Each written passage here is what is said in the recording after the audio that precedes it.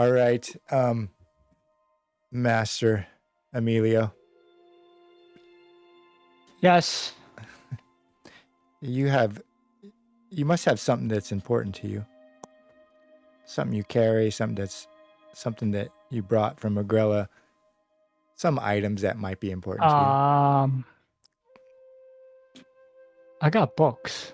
Books, right? I Books. got books. He's a scholar. He's got a bunch of. I mean, A you could bunch of fill in books. whatever book. I mean, not a. It's what's that called? A field library? Yeah, I forgot yeah. to put it in. I Maybe imagine like a field maybe library has scrolls. some esoteric text or scrolls or that sort of thing that are really important to him.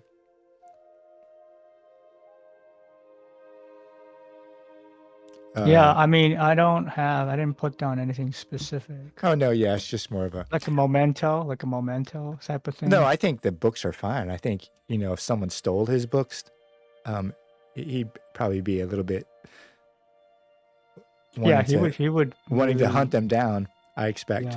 Yeah, because books are not easy to get in this world, Right. presumably, right? And I'm They're sure very- when he comes from Agrella, like he hand picks his traveling kit. Like it's like specific books, specific parchments, specific scrolls, because you can only pack so much. Right. I mean, I don't disagree with that. Yeah, so I think what happens is an initiate steals some of his kit, Oh no. and he, hunts down information within Magic Order. Maybe it was an initiate, or maybe it was someone that's coming to try to be initiate. Something happens when he gets to the tower. Like he's this new kind of master. No one really knows him, so he's a soft target. And some of his kit gets stolen by a initiate named Adair. And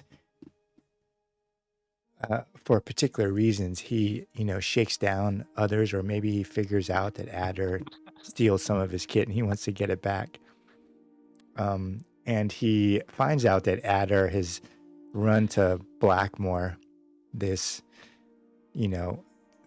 secondary thistlehold outside the city that he's heard about, that was originally a small camp for impoverished Ambrians that arrived to the region, and then it's just blossomed. You got no walls. It's in the it's taken over by the Erebus family, and the person there at the moment is his son, Geraldo Erebus, and it's this kind of lawless place where you can buy or sell or anything, really. It's kind of a secondary thistlehold where you don't have to pay money to go through the gates, and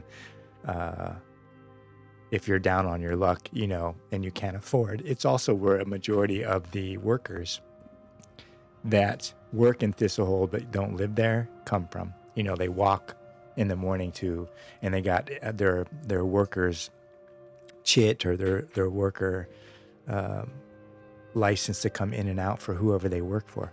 But a lot of them live in Blackmoor, and that's where Adair took your books to sell, or part of your kit to all sell. of my books. It's just some important ones, like ones that you perhaps wouldn't want to be without, or there was something important there about them, and you want to get them back. You come to Thistlehold and you're immediately robbed, and find out who did it, either a worker or a young initiate. You're not really quite sure who Adair is, but you know where he went after you shake down some other workers at the tower, and you head out the west gate of Thistlehold on the road to Blackmoor to hunt down these books. Sound reasonable? Yeah, sounds good. Right. Now, Bo, you are on the same road because you're looking for artifacts or something. And you know that in Thistlehold, it's like black market. Great. There's a place called the hookery there that's run by a barbarian that you heard called Kordahar's Hookery, and they deal in black market, artifacts, black market weapons, black market things that they don't really sell Right. in It's standard. right. You've done that on your own on the sly, and Right. because you sold the black sword to Melina and made quite a bit of thaler. But what is he hunting for? What is he looking for? I think he's really looking for an artifact that would suit his purpose. He felt like that sword, even though he's skilled with the sword, it didn't really fit. Or maybe it was too evil, Right. for his liking. He made a whole bunch of coin, but Yeah, and just because he didn't have a lot of coin, he sold it. Now, maybe if I already had my money, I already made money, I probably wouldn't have qualms about destroying it if I couldn't use it, or giving it to somebody else, an acquaintance, or maybe not an acquaintance, but a friend. And you still have that coin, I think, right? Yeah, I have over 300,000. Right. Just walking along with 300 thaler. That's significant. All right, so both Master Emilio and Bo are on the road to Blackmoor. It's really a walk. Like, you leave first thing in the morning, maybe right after the sun comes up. Master Emilio on the trail of Adar, who stole some items from him, and so what's the premise for the two characters to be together? Yeah, so I would say that Bo, you're walking on the road and you notice, Master Emilio isn't someone that you probably would not recognize. Would you think, Master Emilio, that he would recognize you're an Ordo magician? I mean, if he's or maybe just as a scholar, maybe. Right. I mean, look at him. I mean, he does not look normal by any means, but right. Yeah, I think Bo would think he looks like somebody who needs protecting. Right. Yes. Or Bo needs someone to tell him the truth about whatever he's buying. Right. Because Bo wasn't going to know if he's getting hooked. Like, he has no idea what something is. Maybe he sees Master Emilio and thinks, I'm looking for, looking for a weapon or looking for something that will give me an edge when I go into Davokar, but I have no idea I can't identify anything. Right. I dabble in magic, I think, but not as deeply. Like lore. Right. Right. Yeah. How would Bo approach Master Emilio? Emilio's walking, looking really irate. Right. I think that alone. Is this kind of backtracking, like we don't know each other, you mean, Gene? Or... Yeah, you don't know each other yet. Like, so it's like the first day Emilio is in town. We're just adding a little slip of time before you actually have met him, and it's nothing that would have come out before. So yeah, you just happen to. I think he would pique his curiosity just to see this type of character. And recognize that he was like a scholar or magic inclined character, and kind of inquire as to what he's doing in the city or the town, and does offering some service. Does Bo look like he's a strong guy, like a martial type of guy? He definitely looks like he's not like 6'6". He's not like this huge guy, but I would say he's well proportioned. He kind of looks like Hugh Jackman, but not Hugh Jackman on steroids, because if you've ever seen him like as Wolverine, he's got freaking veins popping out, Okay, so he looks like a tough guy. Yeah, he's 6 foot, 6'1", probably. That's good enough. He probably carries himself as someone who's been in and out of Davokar, like, He would. And remember, like, he does have an attitude that he's privileged, so he would be Yeah, he could have that rolling air, around. you know, Yeah, kind of nobility. and you would, Uh, even though, Gene, refresh my memory. Is this the one that did the final blow to the giant worm, or was that the other character? That was the other one. You stood on his skull. That was the other Head, character right. that died. No, I yeah, don't think I've played up this guy's arrogance as much as the other guy that died. no, not But as much. I think, right. But I think Emilio would still recognize that he carries himself in such a way that feels privileged, even though he might not be royalty. You wouldn't consider him royalty. okay, sounds good. So let's play this out. So Emilio would be walking on the road by himself. You spot a portly, scholarly man in his Ordo Magica robes. In one hand, he's carrying a long spear that looks ridiculous, and Almost like it doesn't suit his needs, or it looks like it does not. It looks like this man has never used does not use a spear in his daily life, but he's using it now as a walking staff. He's this man is looking rather irate, and he's looking ahead, and stumbles a few times. He stumbles a few times, and you notice that he doesn't see very well. He stumbles on ruts and bumps in the road, and almost takes a spill. One time, and right as he's passing, he trips, and his backpack goes over his head, and he splays out in front of him on all fours. right away, I would probably quickly approach to lend assistance, because he would recognize that this is somebody that deals in magic, and Bo always has an interest in magic, whether it's something that he can learn or whether it's something that he can observe. Maybe not to learn, but maybe something that might impress him. So I probably would start out the conversation by, the spear doesn't seem to suit you. Maybe your magic can carry you along on these long and dangerous roads that we travel. So you're gonna help him up, Bo? And I would, yeah, as I'm saying that, I would help you up. Oh, thank you, good man. Thank you. No, I'm a little bit inexperienced in these things. Can I straighten your glasses out? Oh, thank you, good man. Thank you, good man. Which way to Black? Do you know the way to Blackmore by chance?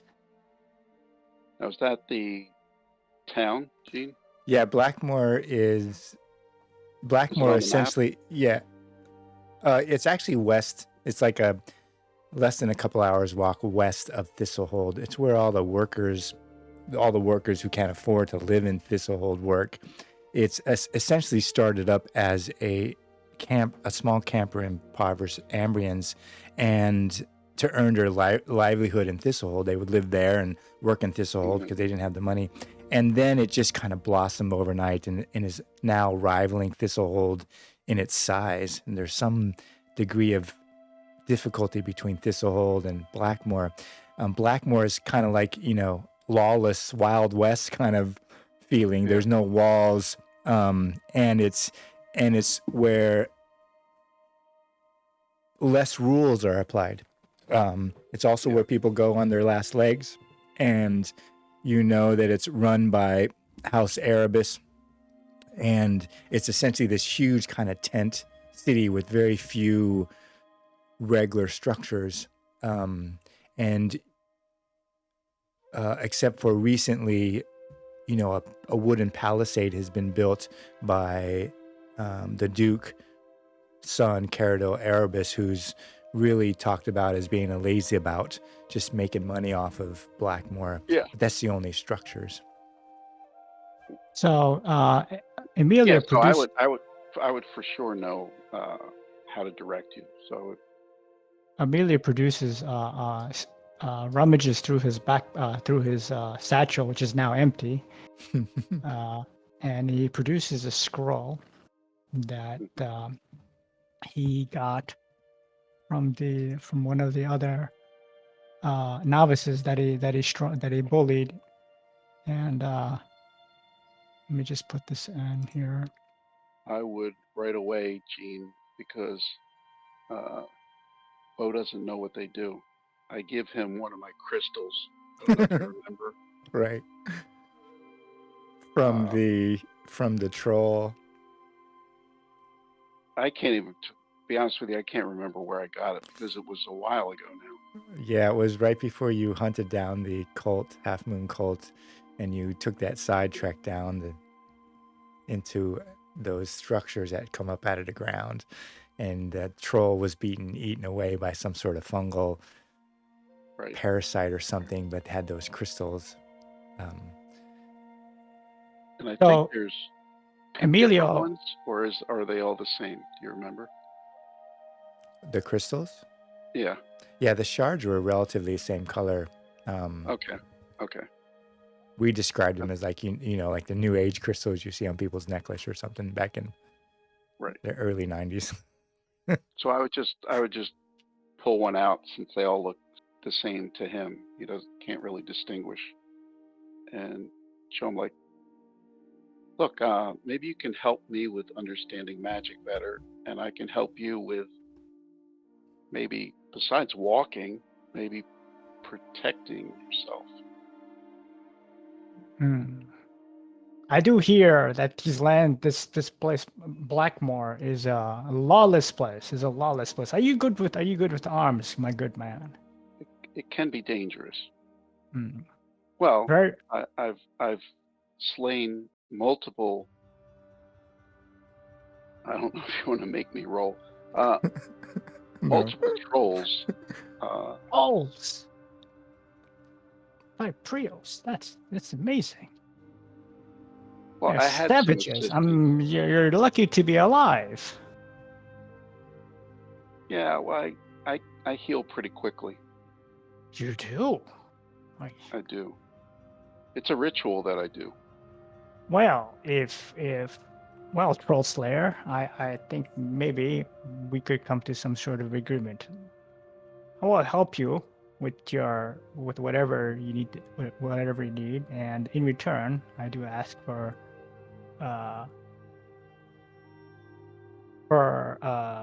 some protection. I don't think we'll need it. He's confident of that. Well, yes, I think we can Amelia come is pretty to terms confident that a 50-50 split or something along those lines. But he thrusts the crystal back in Emilio's maybe chest and says, "Can you figure out what this is?" Okay, I'm pretty sure it has magic. Emilio takes the crystal, and immediately he looks very interested. His agitated face relaxes a lot, and he squints and looks at plays around with the crystal. All right, do a roll. Gene, do a roll. Yeah, you would have to do a lore or something. Yeah, I believe your lore lets you. I'm looking at your lore. Lore Master allows you to cunning. You roll cunning. You could roll cunning to kind of study it and learn the mystical effect.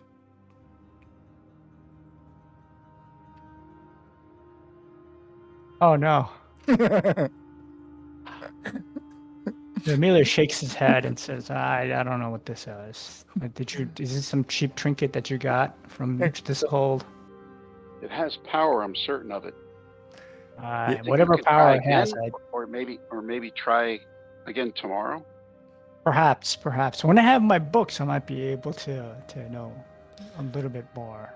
Yeah, perhaps some little rapscallion took my books, and now I'm Hmm. was able to track him down to Blackmore. And when I get my hands on him, and he starts making a rude gesture with his spear.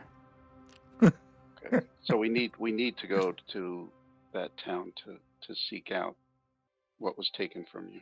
Yes, once I have my books, I should be able to help you a little bit more. I hope. Okay. My name See is on our- Master. My name is Master Emilio, Master of Lore, Ordo Magica. I'm Bo Jangles. You can call me Bo. Very good. Um, Let us carry on. let's move out. And I do have. I would share with him that I have some war paints that could help us in combat. And War concentrated paints? Combat. What did you say? War paints? My good man. What do we need war paints for? Well, I'm not as confident as you as to What could our- possibly our- go wrong? This is. Look, We're not in the forest yet. look, Master. we? You have to be realistic. You know, this is Davokar, and I give him the potion for its concentrated magic. Ah. I'm like, if you're not in need of something for combat, maybe you're in need of something to help you with your magic. Very good. I shall gladly accept. So he takes the potion, puts it in his satchel. Let us be Right, so- off. Write that down. Concentrated magic. Okay, good.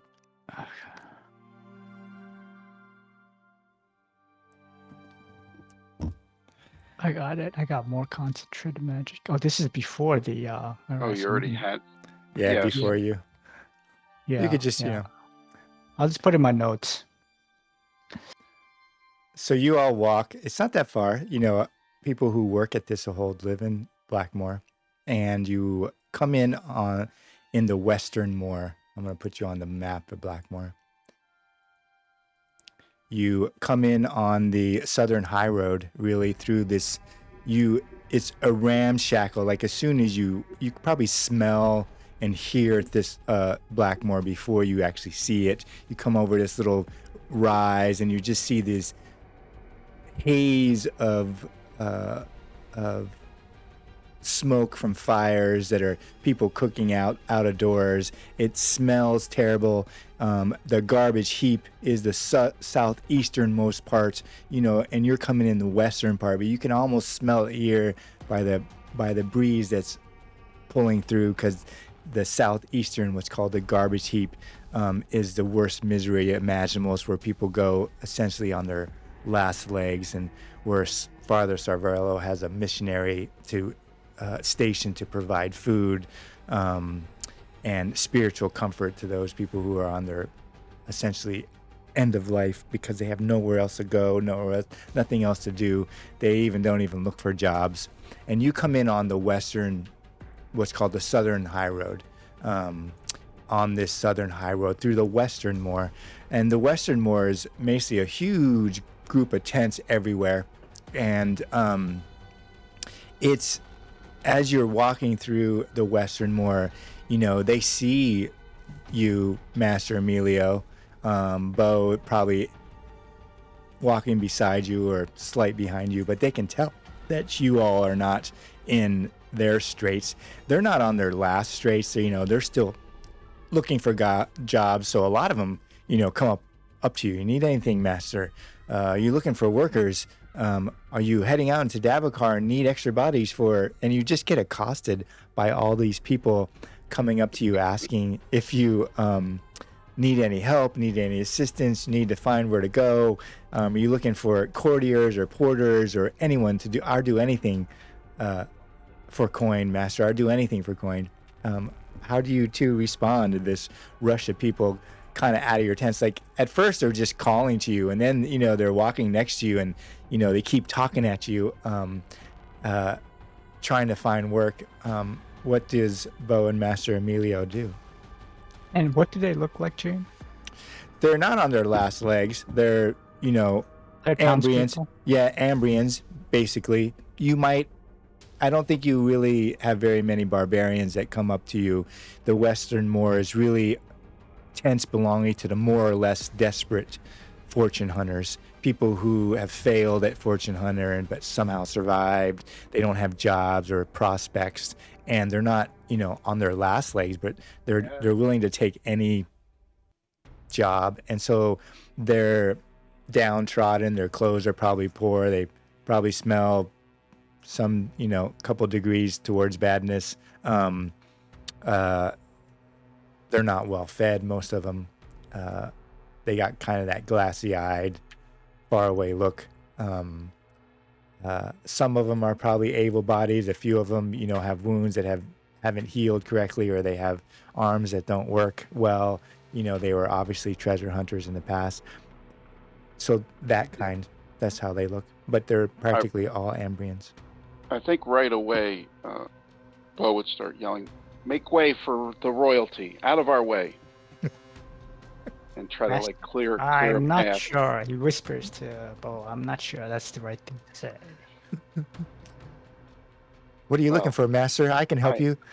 No, I can help you. No, really. You want directions to the Lindward Nest, or perhaps the Huckery, or are you going to the missionary? I can guide you. Well, we do need a little bit of assistance. Can anyone tell me where the nearest tavern is? Where the tavern is here? Tavern? The Haymow. The Haymow has a tavern. It's the only Probably building. Tent. Tent. I remind.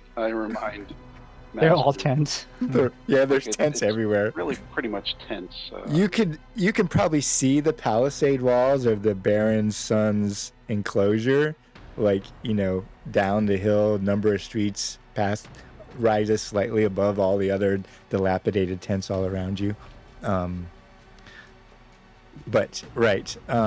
He says, I could take you to the Haymow if you need rooms. $1. That's all I ask. $1. 5 vortex. Okay, 5 vortex. Okay, 5 vortex. It's a half $1. All right, very good. And you very good. Right. Take us there. He takes you to the Black Square. I'm just gonna move you over to the Black Square. So the Black Square, he takes you around the southern high road, comes around all these tents. You eventually see the kind of newly made Duke's Son palisade and structure. You probably heard rumors of him about being a wastrel and a lazeabout, and he's just making money off of all the people in Blackmoor, and he's in his cups too often. And the Black Square is at the center of this irregular tent camp, and it's surrounded by kind of newly built stone keep, which is right here, and that is where Caraldo Erebus, Baron Grafaldo's eldest son, and he's really whispered to be a true lounger and in his intoxicants far too often. That's why he lives in Blackmoor. And then a couple other wooden buildings have been built.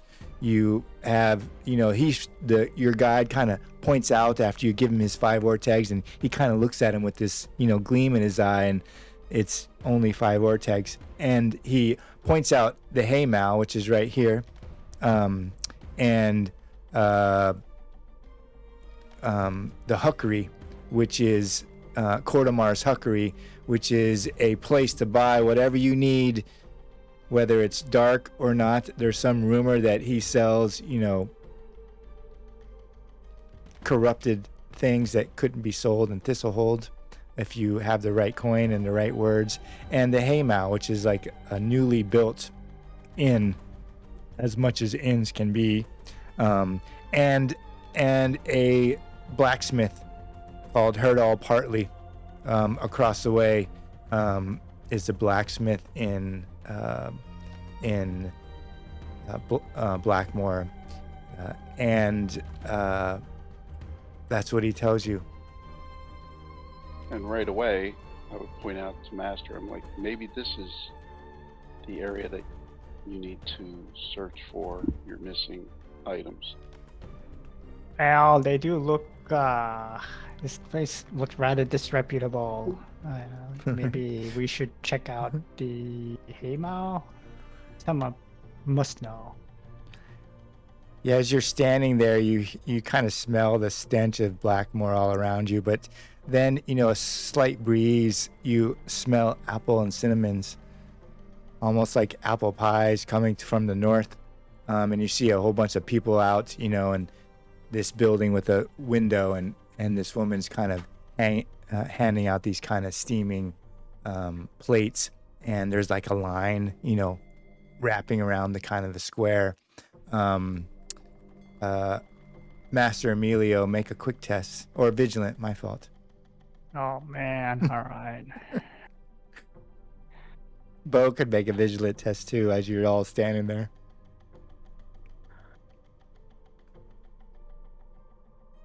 Come on, Bo. You help. I'll try. Ah. Yeah, you all are standing there talking to your guide, and all of a sudden this gaggle of kids come running through, barefoot, just wearing, ratty leggings, and you're buffeted, they just come screaming through like a flock of pigeons or crows or, birds flying through you, all these kids, and you get jostled left and right, and then you realize like two of them have picked Master Emilio's pocket, and the other one picked Bojangles' pocket, and they start running through the square away from you. Bo, how many bags did you have your money in?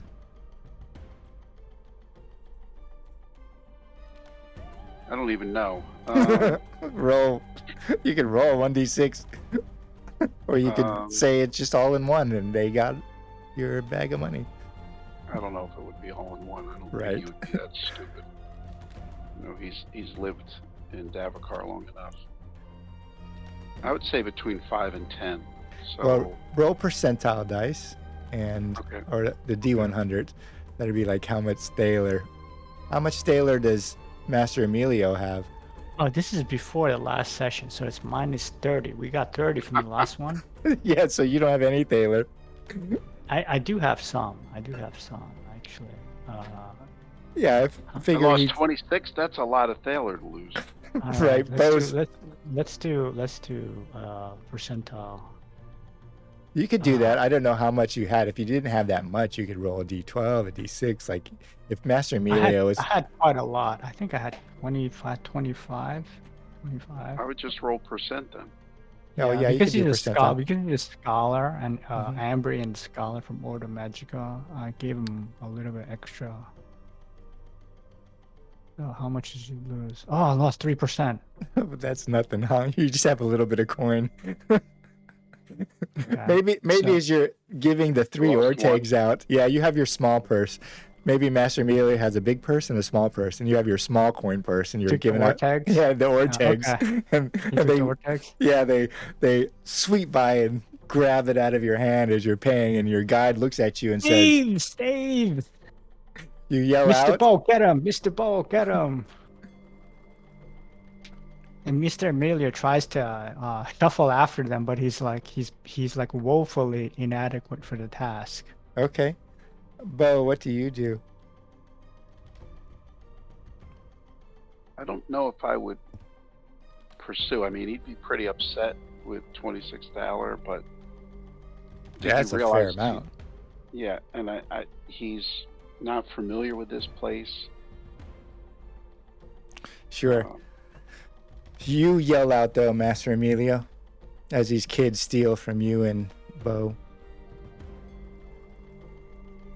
Yes, he yells out, "Thieves! Thieves! Someone get them! Someone get these thieves!"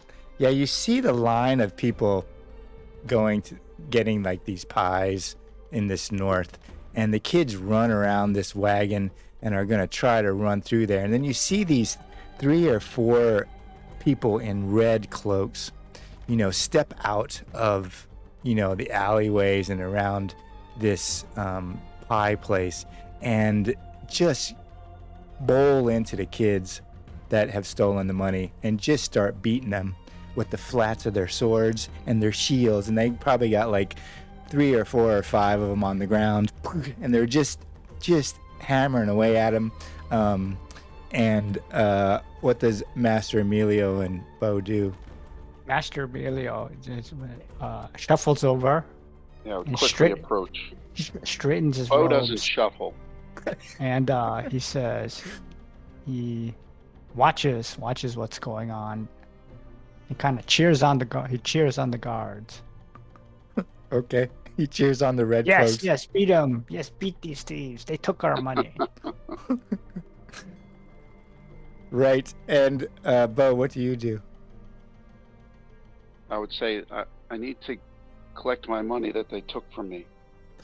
Yeah, you one of the red cloak guards like puts his hands out and says, "First punishment will be dealt." And you see him pull a bow out and knock an arrow, and then one of the other guards like steps on one of the urchin's arms so that his hand is out, and you just see him pull back his bow with the arrow in it. Do any of you two do anything? Master Emilio kind of holds up both of his hands. Oh, hey, now let's not get carried away now. Let's maybe we could talk a little bit. Kind of. Punishment should really meet the crime. I don't think you really have to shoot an arrow into this kid's head. Yeah, so that arrow goes right through the palm of his hand, like battens it down to the thing, Yep. and then he goes, "Punishment in Blackmore is for everyone." And one of the other guards steps on the other arm, and he pulls out another arrow.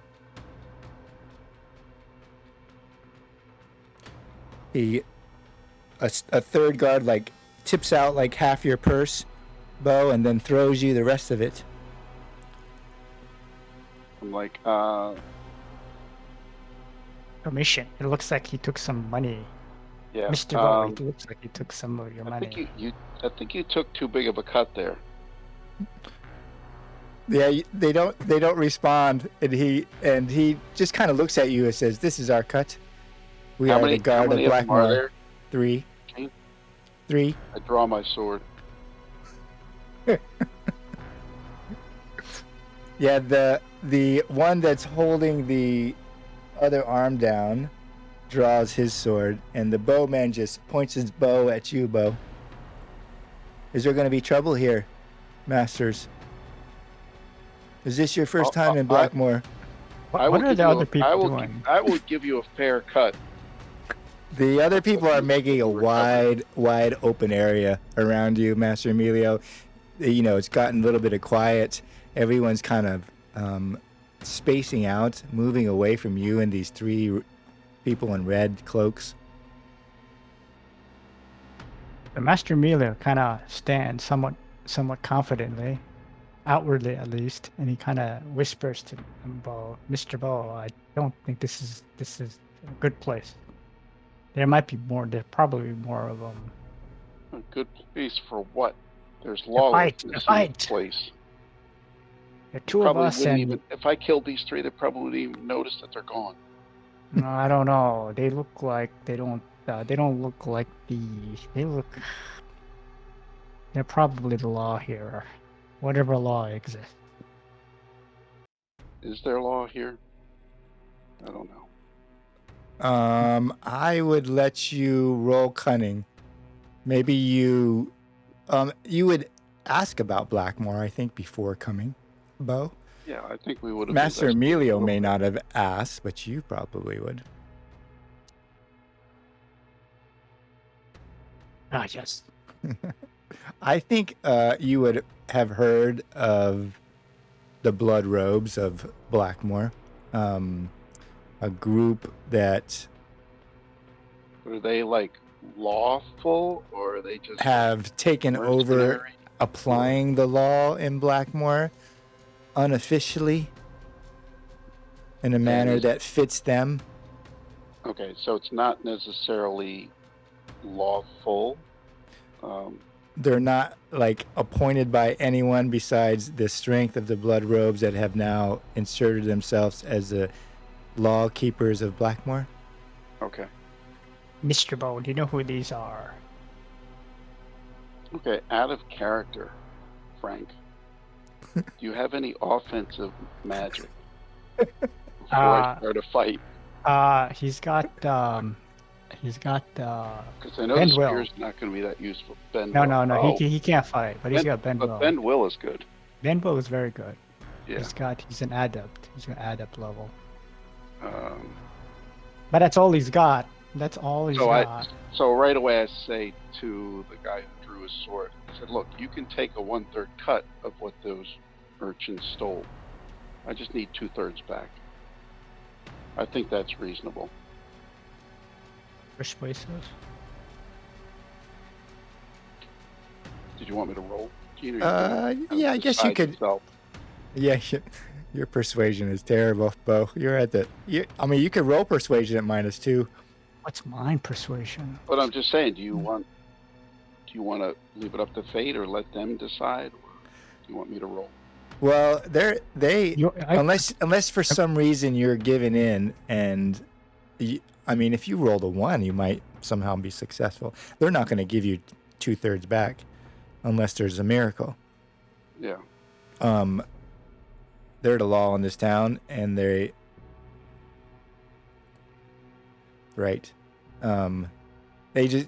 already thrown back your pouch, and he looks at you, the one that has his bow drawn at you, and says, "You have got what you need."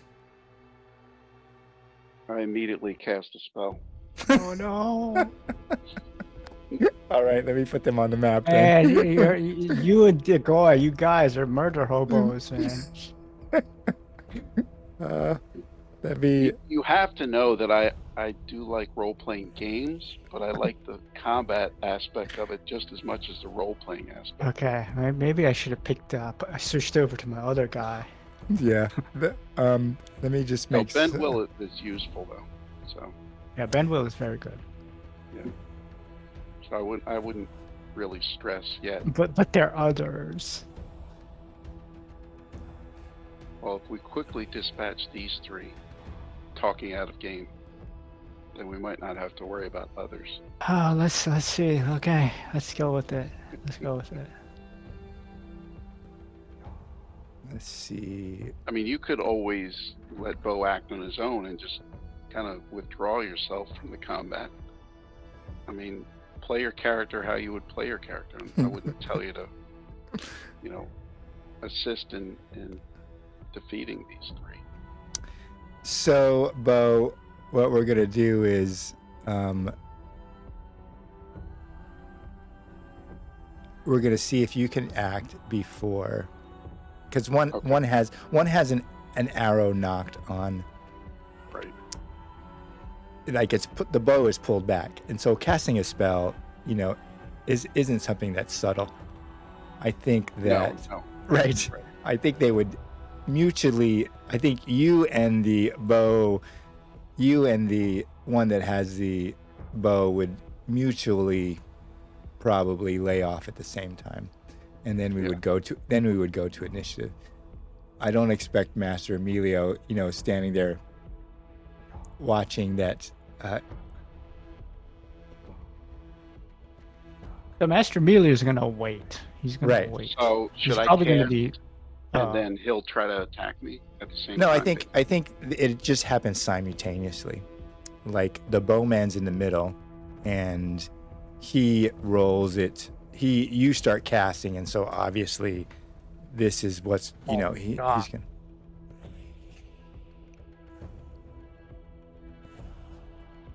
Oh, you do that. He doesn't know what you're casting. You could see it, Master Emilio. Bo uses magic, and he might know what it is right away. Right, he may know what it is right away. And before the shield takes effect, though, the arrow flies. You hear "suk," like Bo has to do something that causes magic to come into being, and perhaps Master Emilio, being lore master, a master lore master, knows exactly what he's casting because he can just tell. The arrow goes off at the same time. Oh, he missed him. Now, you don't get the second one from Blessed Shield, so let's see what the damage is. 2 and He's 3. hit. He was hit, so I'm looking to see how much damage he did. He did 4. So he did total 4. And so you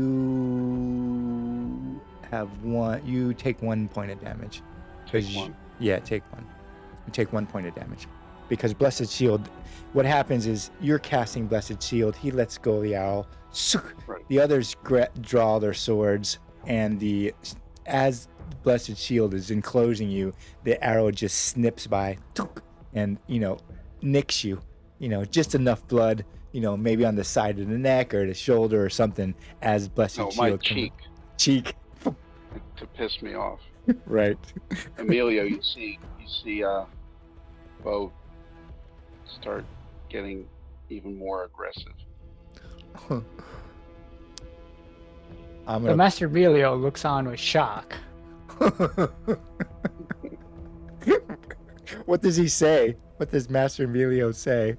Anything? He As- he mutters under his breath, and he's gonna prepare a spell. He's gonna cast a Okay. spell. All right, Bo. You cast Blessed Shield of these 3 red robes, the robed figures, or what's called blood robes of Blackmore, the unofficial Teamster type lawmen. And arrow comes by, and then the square just empties. Like the people who were watching, you just see them like scattering over here. Like You hear hiding behind the buildings and stuff. right. You hear the wind. You hear the Pie Woman's wooden window come crashing down. Click, and people just like try to exit, get as far away from the conflict as possible. In Blackmore, as opposed to what would happen in Thistlehold, where people would be casting bets and maybe someone would be blowing a whistle for the town guard, and you'd have this crowd around you. In Blackmore, like people are just like scurrying away like rats, like you just lit a torch in a sewer. Like they're just trying to get away from mayhem, and you maybe get a sense that in Blackmore, lawlessness and danger is just a bit more acute, and people don't just hang out and watch because bad things can happen. What does Bo do? So I'm. Can I take a movement action to reach the guy with the arrow? Yeah, that's the one in the middle, and then he's got those 2 on either side. Yeah, I probably would draw my sword and attack. Okay. So Master Emilio sees me with a fencing sword. Step between all these men, Master Yeah. Emilio. Well, at least he's no coward. He thinks to himself. He might be a fool, but he ain't a coward. Might be a fool, but he's no coward. All right, Bo. Do your worst. Yeah, there you go.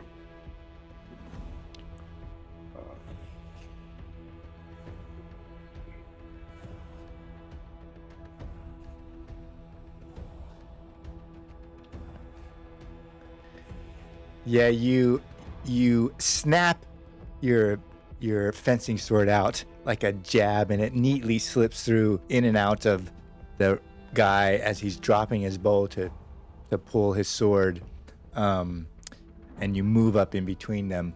Does Bo do anything else? Get in a more defensive position after attack. Okay. Why do I notice him armored at all, or lightly armored?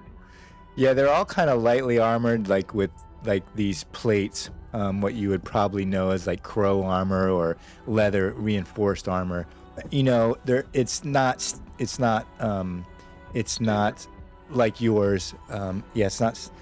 yours, and it's not chainmail or that sort of thing. It looks like molded leather, really. That may have some reinforcement underneath it at certain spots, but kind of classic kind of armor you would find on a treasure hunter or a mean person on the streets.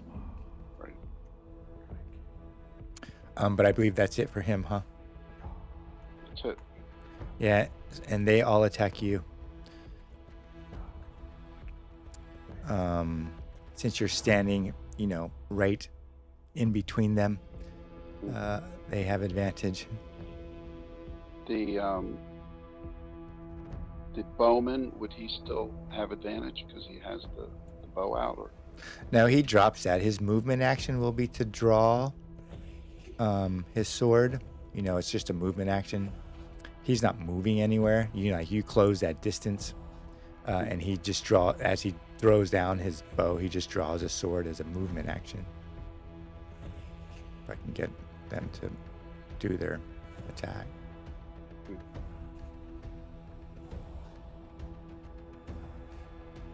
Sure. Getting lucky there. Getting lucky.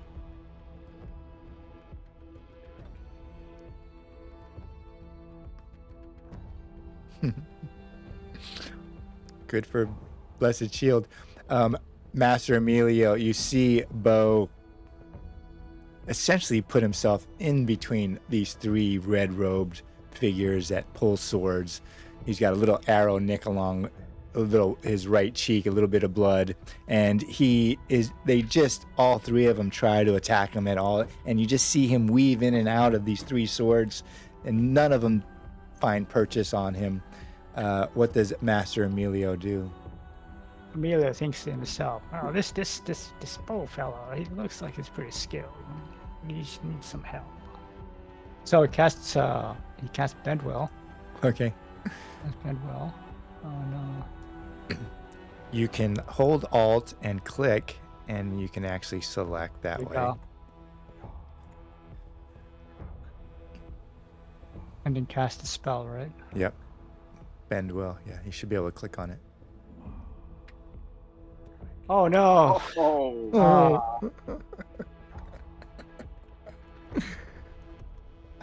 What happens? So in his excitement, he tries to cast a spell, and he trips. He trips. Falls He prone. slips on the mud. He slips on the mud, and he falls down yet again. Yeah, I also think that he knows you tried to do that.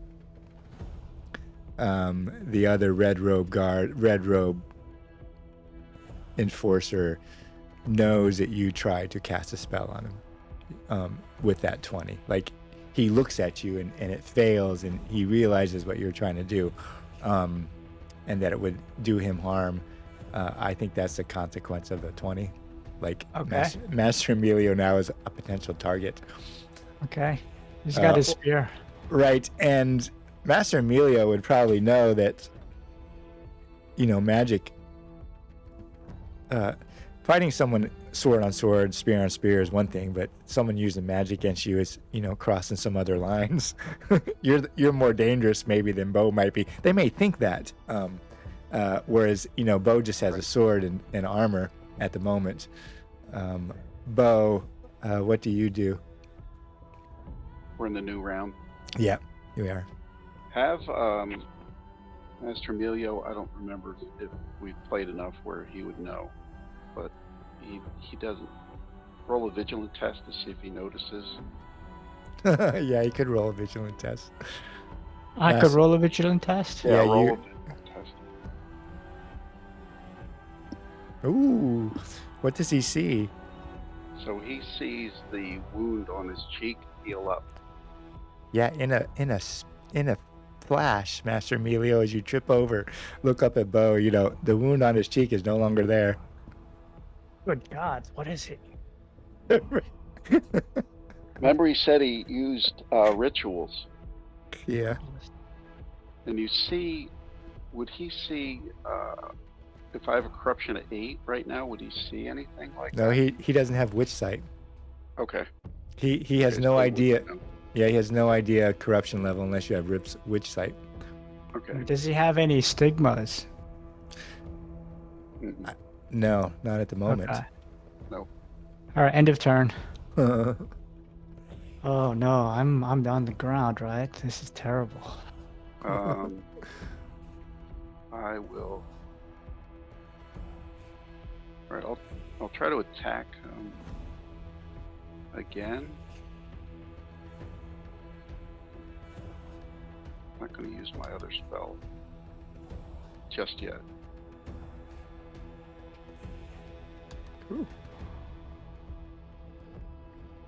Yeah, low damage.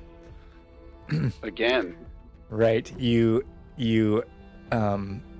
stab out with your rapier, Sword. right? Sword, yeah. Stab out with your sword. Fencing sword. Fencing sword, confidently step forward and stab out, and you stab through, but it's still kind of one of those small wounds, as you go. One of the robbers going to move. I'm going to turn off these thing. See if I can do that.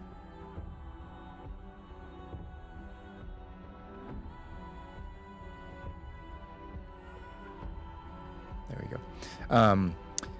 One of the robber repositions, one move.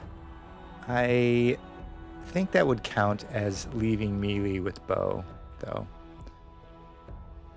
And so I do feel that Bo would get an attack as he kind of repositions to attack Emilio, who's prone or who's fallen to his knees. Do you want me to reselect? Yeah, you could reselect him, yeah. And, you see him shift around you, trying to get to Master Emilio, and leaves your as he kind of moves away from you. And you just catch him. Ooh, at least better. You just catch him as he moves towards Master Emilio because he's turning his back or his shoulder to you. And he attacks Master Emilio. And Master Emilio sees me plunge the sword into this guy's kidney. A solid hit, it looked like. Yeah, he makes this gut, sound, but he still, as his sword comes up, probably right-handed, he brings his sword up to hit Master Emilio, and you stab right underneath his armpit as he swings down on Master Emilio. Okay, so resist the roll. Yeah. Oh. I got some damage. I got some armor, right? Don't I have some armor? You do have 1d4. It rolled. It reduced. Oh my god. He hit you for 7, and then I got 6 left. I got 6 left. I'm still alive. Right. He slashes down on top of you and draws this straight line kind of over through your robes down one shoulder with his sword as Bo strikes him right underneath that side at the same time. And then the other two attack Bo.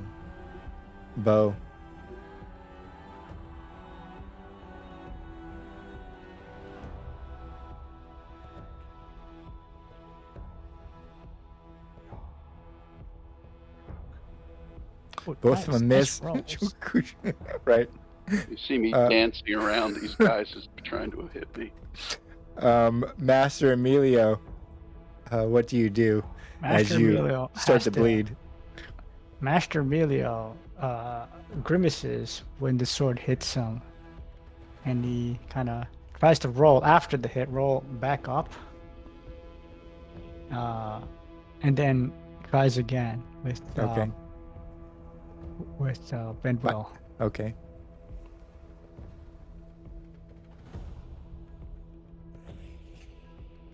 Oh, God.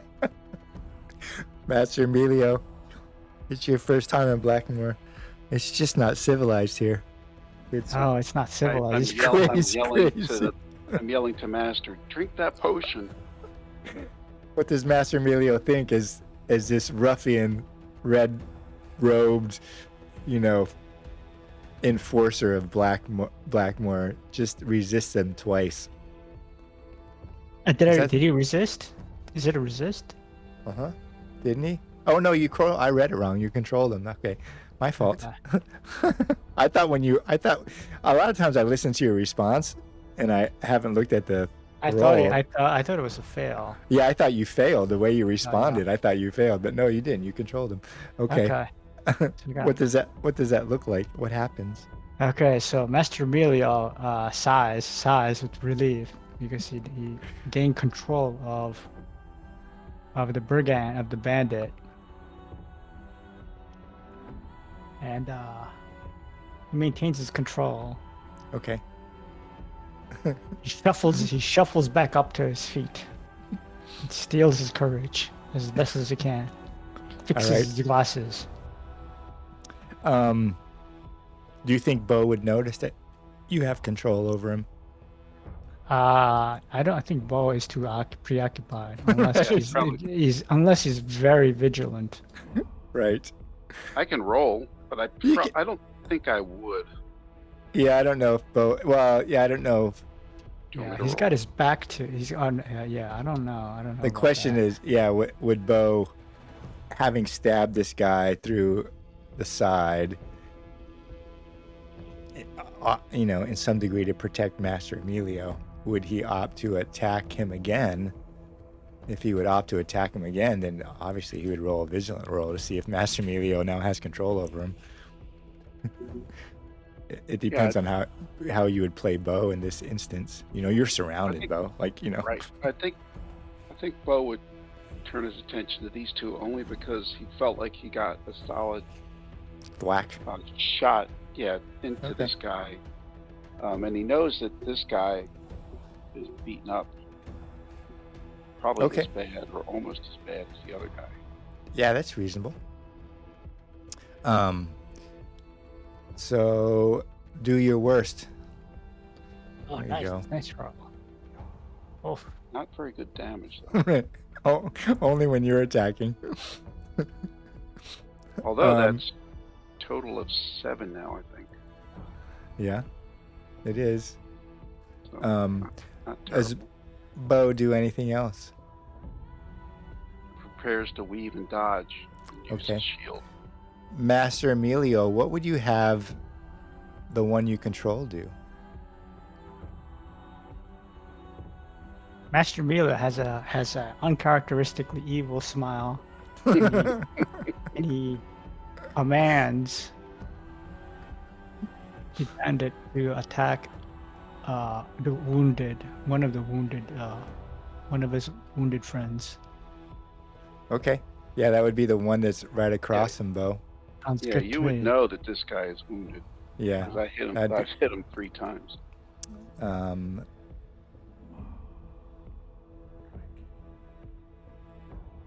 oh.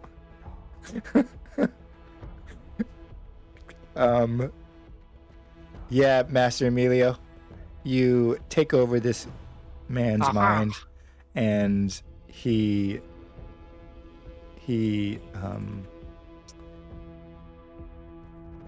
kills the other red robe. How does that make Master Emilio feel? Bo yells out. Master Emilio yells out, "Fear not, Mr. Bo. He's under my command." Probably see some relief on my face. I mean, he really wasn't in panic mode, but he felt like there was a challenge. Now, Master Emilio, what do you do? Master Emilio is going to just stand his ground. End Okay. of turn. All right. Bo, you see one of the red-robed enforcers, walk with kind of a stilted gait next to you, and the other one has got his eyes on you, because he's wounded. He's trying to protect himself in a certain way, so he's got his good side forward and he's bleeding a bit. And this other red robe enforcer just stabs him through the side, and his Finishes. sword just sticks there for a while, you know, like he's not really fully there, and then he pulls it out slowly, and that other red robe enforcer just keels over and falls to the ground, just looking at this his compatriot whom has just done him in. Surprise, you know, on his eyes. What does Bo do? Like I said, I give a look of some relief and just smile at this guy who's remaining and lunge at him. Okay.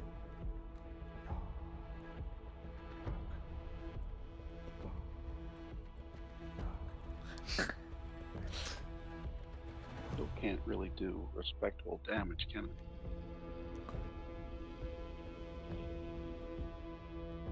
Yeah, what did you roll? You guys do crazy damage, I have to say.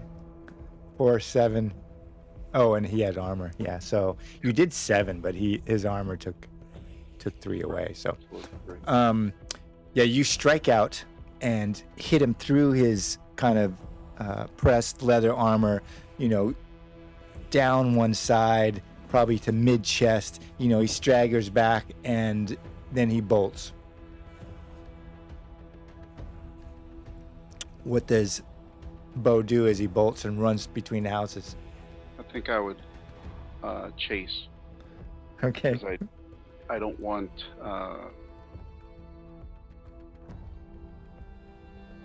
we don't need any more attention from the rest of the robes, so I probably would be concerned. Okay. You know, to not let So him get away. you get an attack as he's leaving melee, Okay, I think, because he's breaking off and running. right.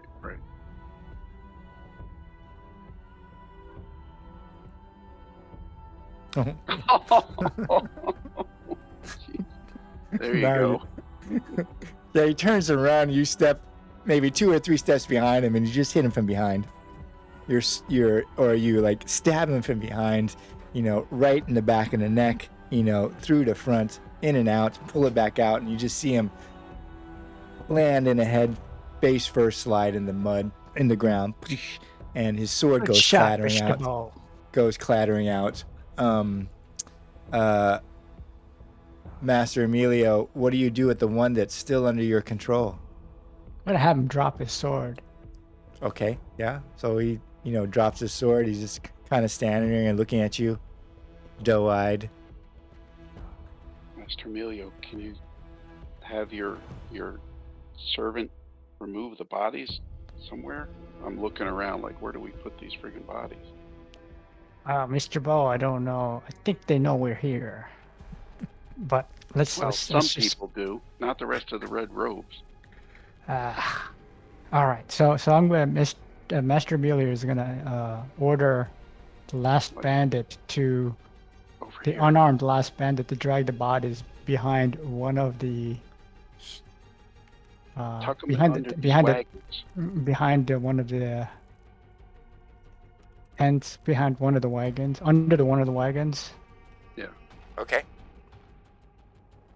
He helps too. I collect my money. Okay. So you recollect your money. The other one, you know, drags them and, you know, tucks them under. You know, he drags one over and he's just dragging them over and tucks them underneath the wagons over there.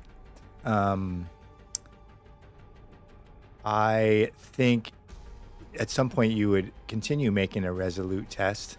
Yes. Maybe he drags one body over and tucks it underneath there, and you see this look on his face, like, you know, what's he doing?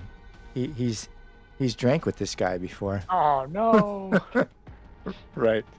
Roll a. Oh, you would probably know though. I think Quick you would. question, Gene. Would he know that he was possessed? Yes. He would, Yes, yes. Right? Okay. Yeah. You know. So he's tucking one of them underneath the wagons, and he stands up and he shakes his head a little bit, Master Emilio, and then you realize, oh. Uh-oh. I lost control of. What does Master Emilio do? He calls out to Bo. I lost control. We need to kill him. I just shake my head in disappointment Okay. and jump in front of Master Emilio. Yeah, he's gonna run. Like he looks out, he realizes there's no one in the black square. It's awful quiet. He sees people peeking around the edges. He looks back. He sees that he just stuffed one of the other red robes underneath the thing, and he bolts. What does Master Emilio and Bo do? I would still try to chase him down.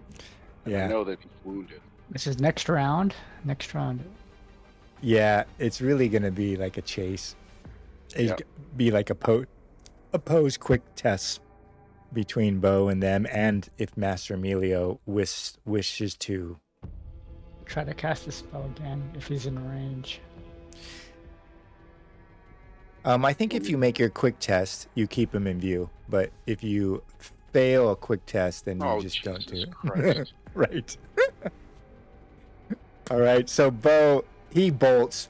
He goes jumping through down these wagons, and you give chase, and Oh God. you trip over the spars of the wagons, landing, across Yeah. the spars of the wagon, clatter your fencing sword out, and go, angel in the snow on the ground, like face first. Master Emilio is coming behind you, and he doesn't do as bad because he just has to step over you, but he gets tangled up a little bit as you go clattering down, and the red robe just like disappears down the lane. I dust myself off quickly. Master Emilio, we need to take care of our business quickly. What can we do?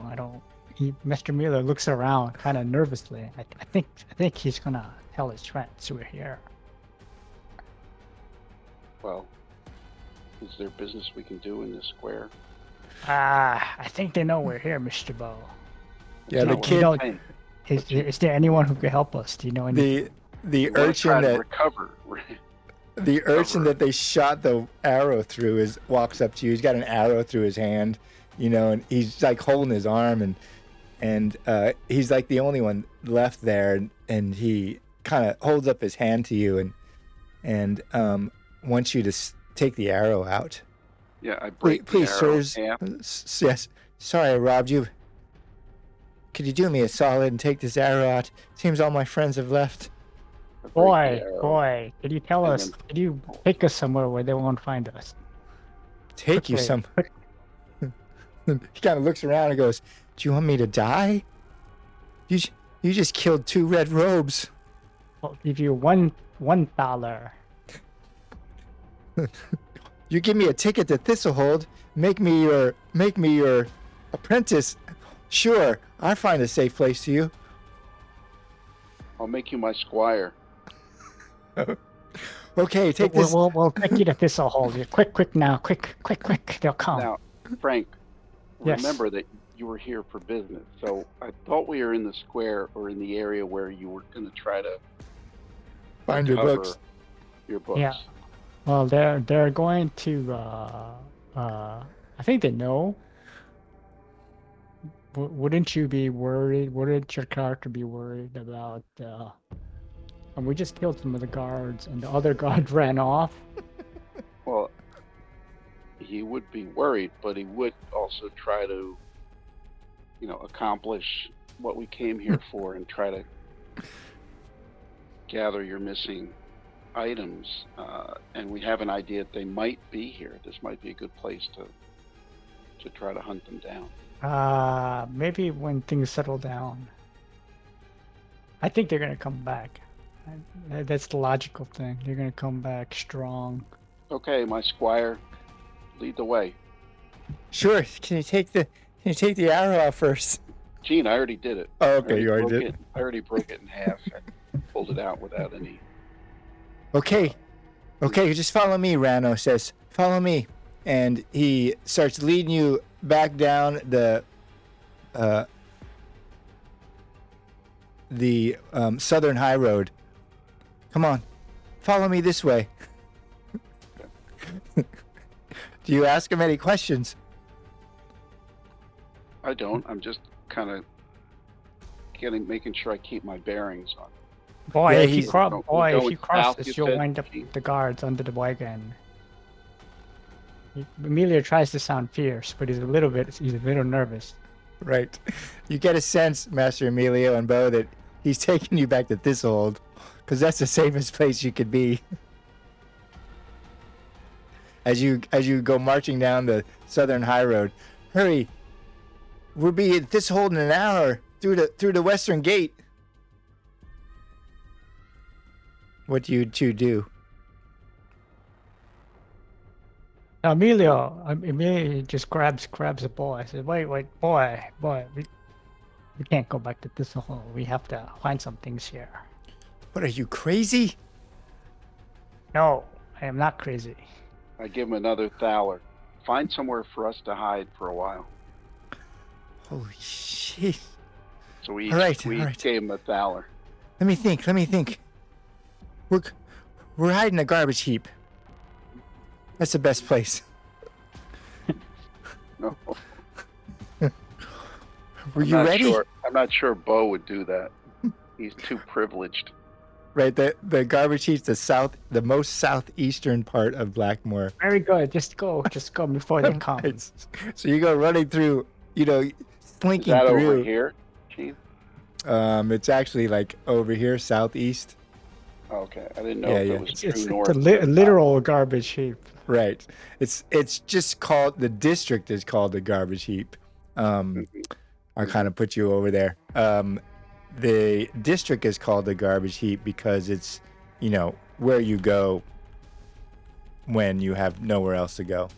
And the garbage heap is the southeastern part of Blackmore. Kind of matches the image of the worst misery imaginable. It's an area that most people there have lost their faith, and Yeah. who, if they had any faith, it's long gone. It's kind of a sickly crowd. The tents there are dilapidated, and maybe they have like one pole leaning up, and there's many of Ambrian heritage, but there's also some barbarians that are the same. They look, have this 1,000-yard stare, and it's just a terrible area. You skirt a kind of area where Father Savolo's missionary station has a soup kitchen, and you can just see, they're just ladling out kind of thin broth for them, and most of the places around here are just wretched. Like, the people are wretched, the tents are wretched, the smells are wretched, and that's where he takes you. And he, eventually he kind of looks around, and then he kind of tucks into this tent, maybe even kicks out one of the people who kind of crawls out, and you're kind of huddled in this tiny little tent. It smells like refuge and garbage and all manner of human waste, and you're just kind of huddling in this tent in the middle of the day. And he kind of looks at you and says, okay, I'll go check and see if they've caught wind of us. You all stay here, but don't move. Master Emilio looks rather uncomfortable, and he looks I'm like, look, around. Squire, why don't you lay low with us for a while? He goes, well, wouldn't you want a lookout? Do you mean a lookout as in you were going to go back to the square to see if anybody's No, there I collecting mean, like, bodies? Down the road or something. Oh, sure. Okay. I just don't want you to go back to the scene of the crime. Boy, just stay out of sight. And I Don't and get I say, yourself killed. and I say, well, I don't consider it a crime. What? So, after the boy is gone, Emilio turns to Bo. Mr. Bo, this is quite an unfortunate turn of events. Did you really have to attack those guys? It is, but $26 is $26. You must know. I suppose. Well, if we don't get killed, And really, I did offer him a fair cut. Very good. Well, if you don't get killed, we need to still. Hopefully, I can find my books. At this point, I value my life more. I do say. I haven't given up on your book. Bo, roll vigilant for me, please.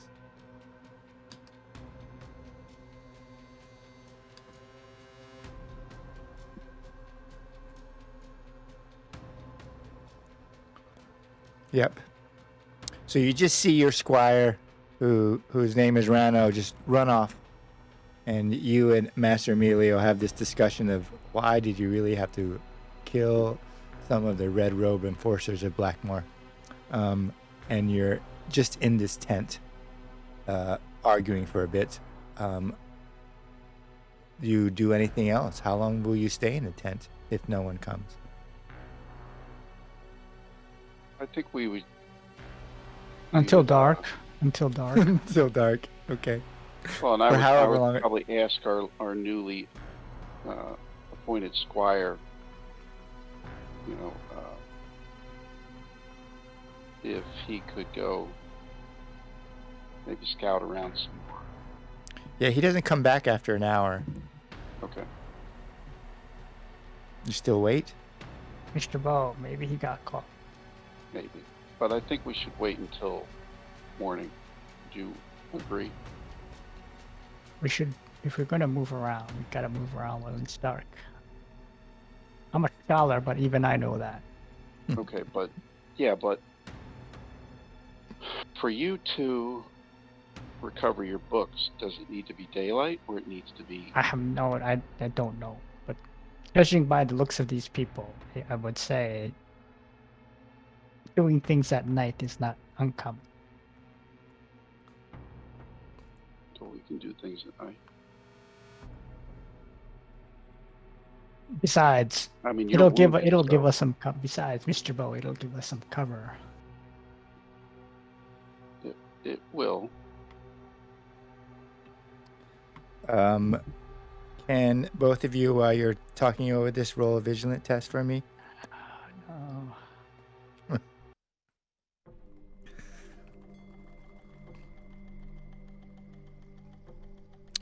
Bo, it's really quiet.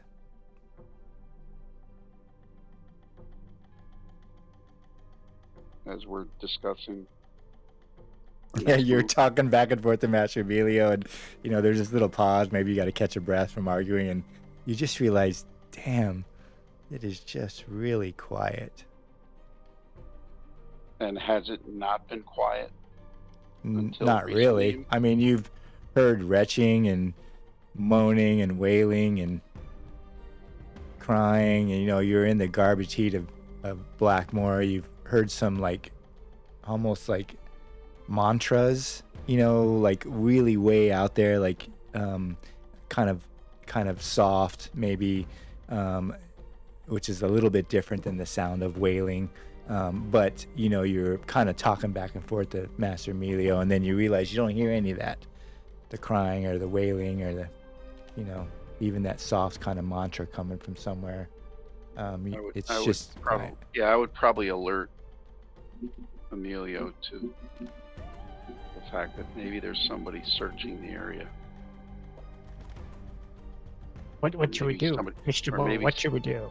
Or maybe somebody's approaching that normally wouldn't be in this area. I don't think we can do a whole lot other than prepare. Mr. Bow, should we leave? Like, where would we leave to? We don't know where they're coming from. Oh, we can't just stay in the tent. Then we're just fish in a barrel. Okay, you want to leave? Yeah, we should at least be out. If we are to die, I would at least want to be outside. Like, we're not going to die. Oh my goodness. Mr. Emilio, you have little faith. in Master your Emilio, skills and mine. you're in this kind of lean-to tent. It just has one opening, little flap opening.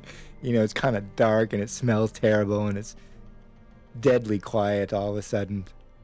And you're kind of near the entrance, what does Master Emilio do? Emilio just takes a peek out.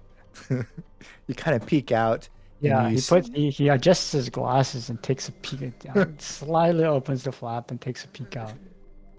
roll a vigilant test Oh at god. +2. Oh Plus 2. god.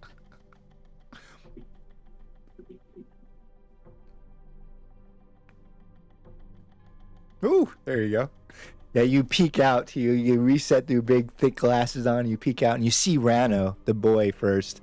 You know, Bo's new initiate, squire, whatever he's gonna call him, and At then least we think.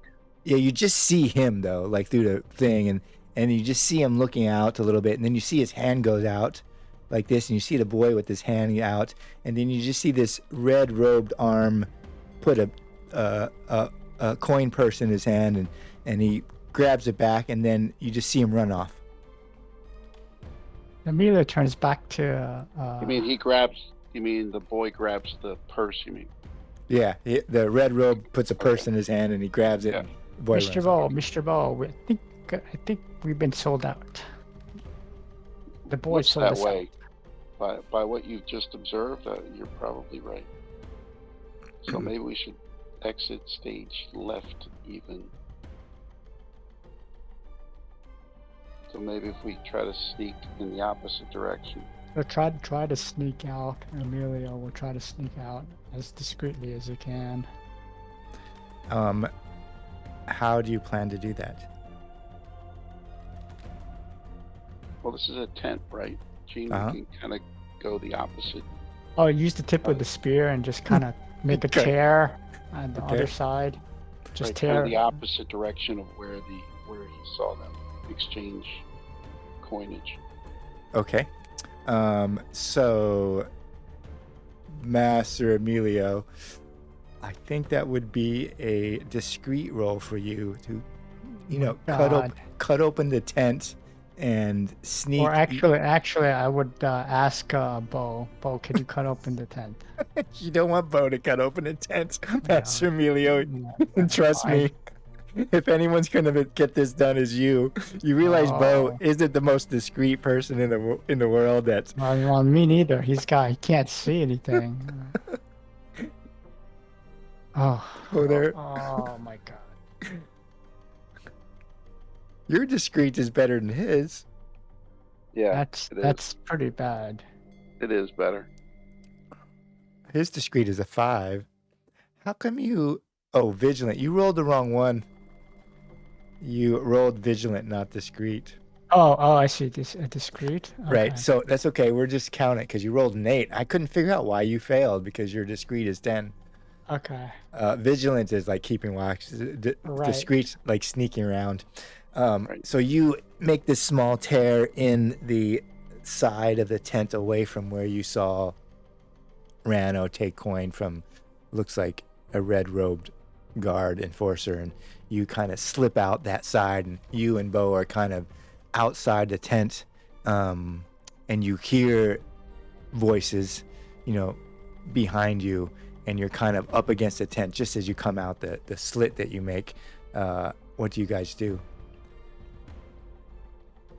We'll move in the opposite direction. Yeah. Okay. Emilio will Okay. just follow Bo. Let me. I look at before you say anything, I just look at Emilio. Quietly or quickly? Which one do you prefer? I don't know. Just go. I don't know these things, Mr. Bo. I don't know these things, but I think quickly would be better. They already know we're here. So quickly? Quickly. Okay. Okay. Well, you lead the way because I have faith in myself. I don't have faith in you being able to move quickly. Very fine. So, Very well. Master Emilio, I put one of them on just as a target, and you can roll quick against their vigilance. So you just select them, and then you click on your quick if you're rolling quickly, and you choose their vigilant and see if you succeed against their vigilant.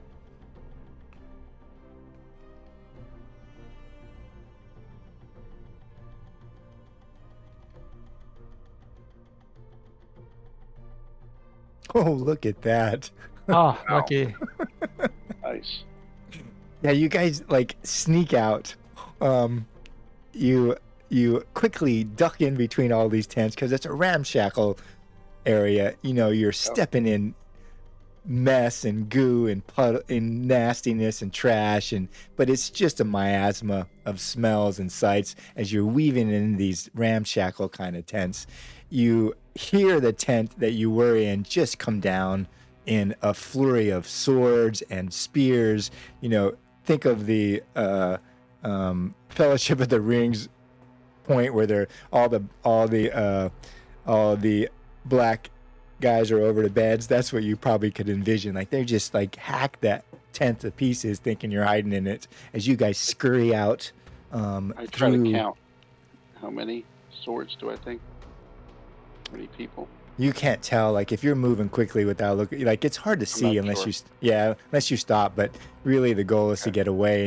And the tents are like over the top of each other. You probably run through some of the ramshackle tents and step over some bodies that are in their cups. You probably step over some dead people in this area of Blackmore, and you go running through the garbage heap of Blackmore. It's probably about 3 in the afternoon, and you find like a little cul-de-sac, maybe a whole bunch of tents around, and huddle down for a minute, catch your breath, trying to listen to see if they're following you. And you kind of hear shouts, you know, in the area that you were in, you know, that kind of distant area. You're probably maybe, I don't know, 150 yards away, 150 meters. How many people, Gene? How many people? How You many can't tell. pursuers? You can hear a number of voices. You can make a cunning roll. It'll give you roughly an amount of. Mhm. Yeah, Master Amelia, you know there's probably at least more than 12. Might Mr. even be Bow. 15. Mr. Bow, it looks like there are more than I think there are more than a dozen pursuers. You mean more than I can handle? Is that what you're trying to say? More than both of us could handle. Last Notice, time we notice did- he did, but notice Bo did not include him. Yes, more than you can handle, Mr. Bow. Mhm. You might be right if there's a dozen. So you're huddled in this like area between tents, you know, like this little cul-de-sac. You got tents all around you. You know, you can't really see, you know, there's not an open space or open path around you. You're kind of like between the edges of tents, you know, kind of hiding out to low.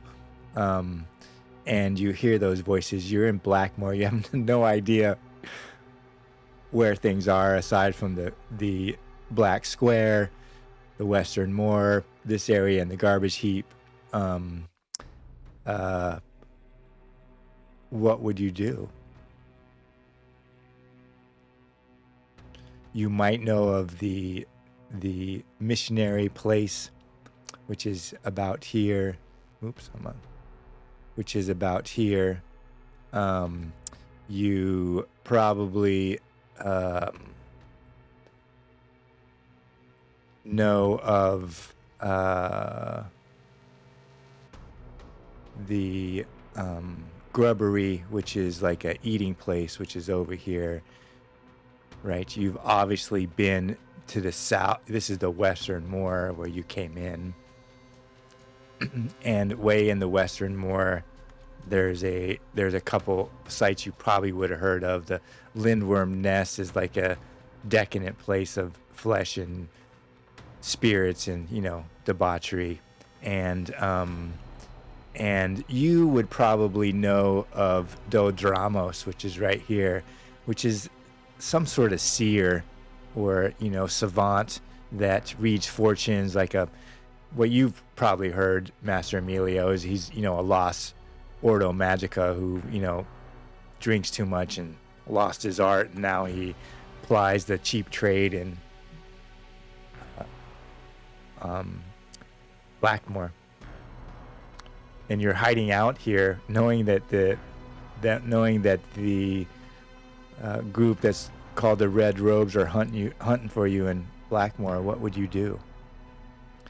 So You also know that Master Emilio knows that Kodamar's Huckery is where he was told his books were taken to be sold. Kodamar's Huckery deals in all sorts of stuff and even black market artifacts. And that's when you entered that's right here through that area. What would the plan be as you're huddled in these tents? Now, Mr. Ball, I think we may need to escape from this place, from the godforsaken place. Wait a minute. Do you know where your items might be? Well, we could, if we go back there, I think they might catch us. Look, do you want me to scout it out and you stay in the shadows? Fine. If you think we'll be safe, we'll go. I think so. Okay. So you're going to kind of skulk back towards the black square or the back entrance to Kodamar's Huckery. Yeah, probably over here. Okay. And Master Emilio, are you staying put or are you? No, he'll follow along. Okay. He has to do this stuff. All right. Bo, you're leading. And so I would probably give you, like, you're kind of going away from where they are. So I'd probably have you make a cunning roll at +4 to see if you're spotted at some point.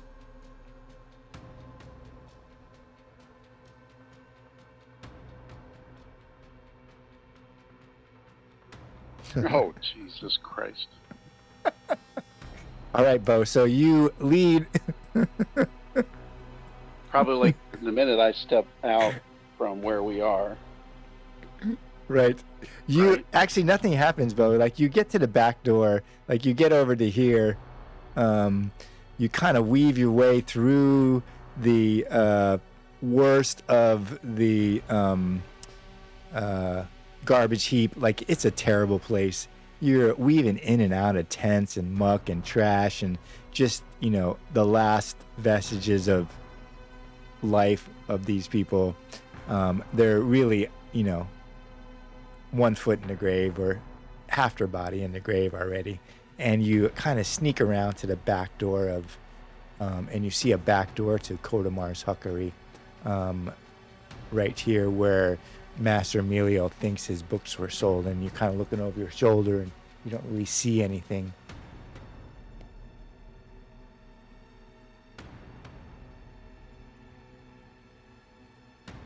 You're like, okay, let's get in there. It's still daylight. Still might have. Fine. Let's do this quickly then, before they catch us. Quickly.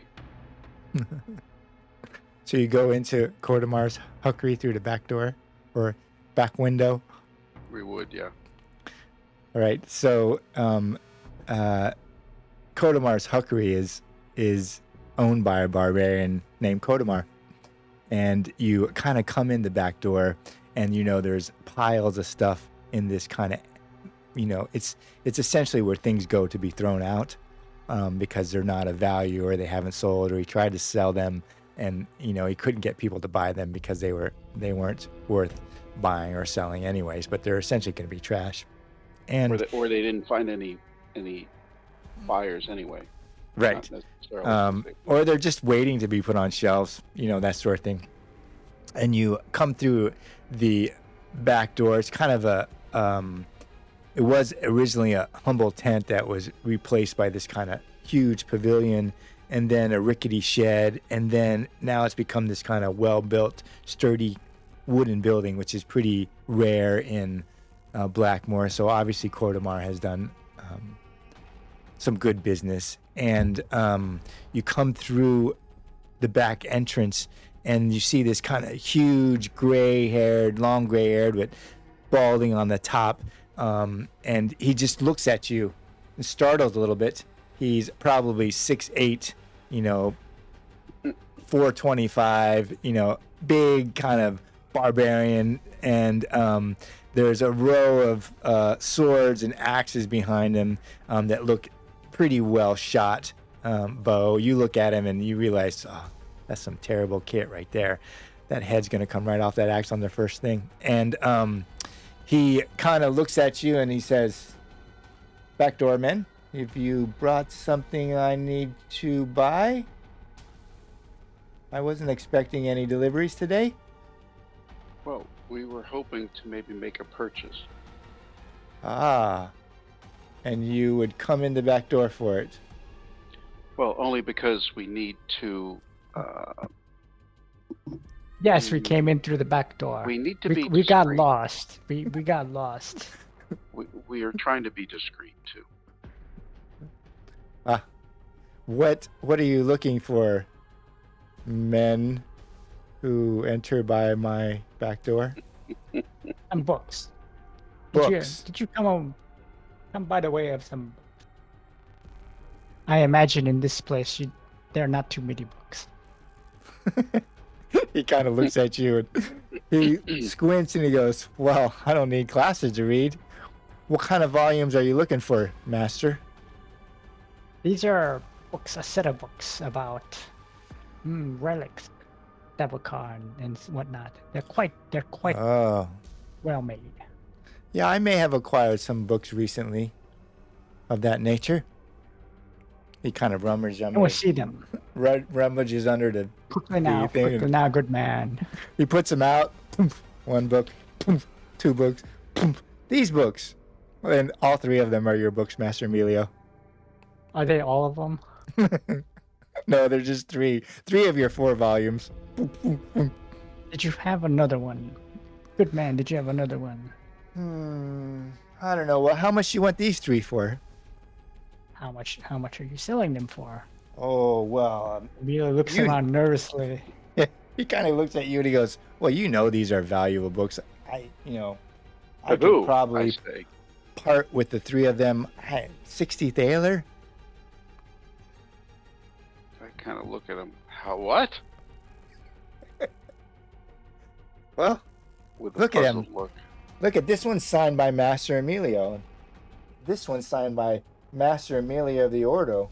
And this one says Guess what? Master what, Emilio Mike? of the Ordo Magica. Guess what, my friend? He's not really famous.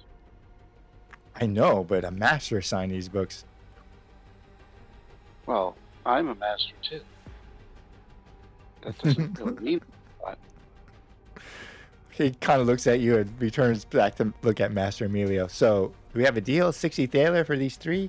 I'll see if I can find that turns fourth to, one. he turns to Emilio, turns to Bo, and says, Mr. Bo, I don't have that kind of money. But those books, the fourth book that I'm missing is the book that could help me with your bubble. Okay. How valuable are these books to you? These books are books that I need for my research. Okay. I'll make a counter offer to this guy. Find the other book, and I'll give you 40 thaler. 40 thaler? That's half? No, that's not half. That's You're not terrible. good at math, sir. Terrible. Well, I that help would you with mean your if math. I found the 4th book, that would be 80 thaler. 20 thaler apiece. Oh, you didn't say that. You just said 60. Half. You didn't say per He book. reaches under and he Can we do pulls a out, persuasion? pulls out the Can we- 4th book. Plunk. Can we do a persuasion? You want to do a persuasion against Kodamar of Kodamar's Hookery, who has made He's a from a small little tent into a wooden, one of the only wooden places in Blackmore. Sure, you can make a persuasion at -6. Persuasion at -6. I don't think I'm gonna work. I don't think it's gonna work.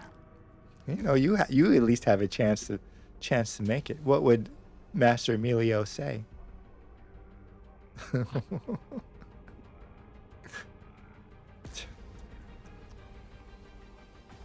He tries to trivialize the value of the books. Well, they're just my notes about my diaries of childhood. They're really not very valuable, but they have sentimental value for me. Yeah, you You see his eyebrow goes up. Oh, you are Master Emilio. Yes, yes, I am. I am he. But they have gold bindings. And look, steel edged ribs. Look at how neat your handwriting and small. And like you almost keep everything on a line. Look, do you have other valuables that you could sell us? Because maybe we can make some kind of package deal. Sure. I could sell you your lives for 200 thaler. Hmm. And Now I whisper to Emilio, take control of his mind. Take yeah, control. so he's gonna control. He's gonna cast a spell. Then will Great. Let me figure out what his. So it's resolute though, right? yes, yes. Resolute Alright. at what? Is it resolute against resolute? Yeah. Yes. Yeah.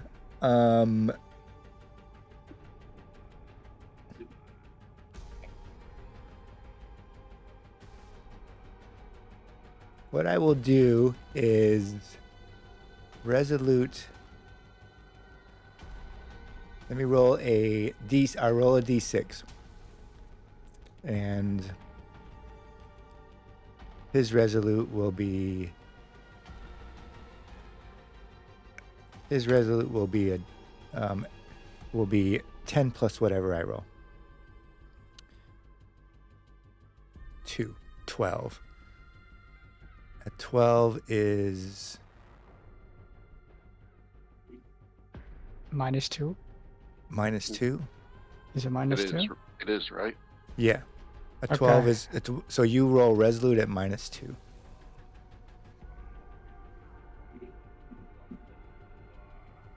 Come on. All right. You've taken control of Kodamar of Kodamar's Mr. Huckery. Ball, quickly, we need to tie him up. Tie him up and put a gag on him and get out of this place. So All right. try to find some rope or shackles or whatever is in this place and just We tie him up. quickly start searching. Oh yeah, you could find rope. I mean, so order him to just lie down and Okay. Right. lie down, so face down. his face goes blank, his eyes get a little bit glassy, and he just kind of kneels. His big, 425 pound, Yep. 200 plus kilo body kneels Mr. down Ball, first. quick!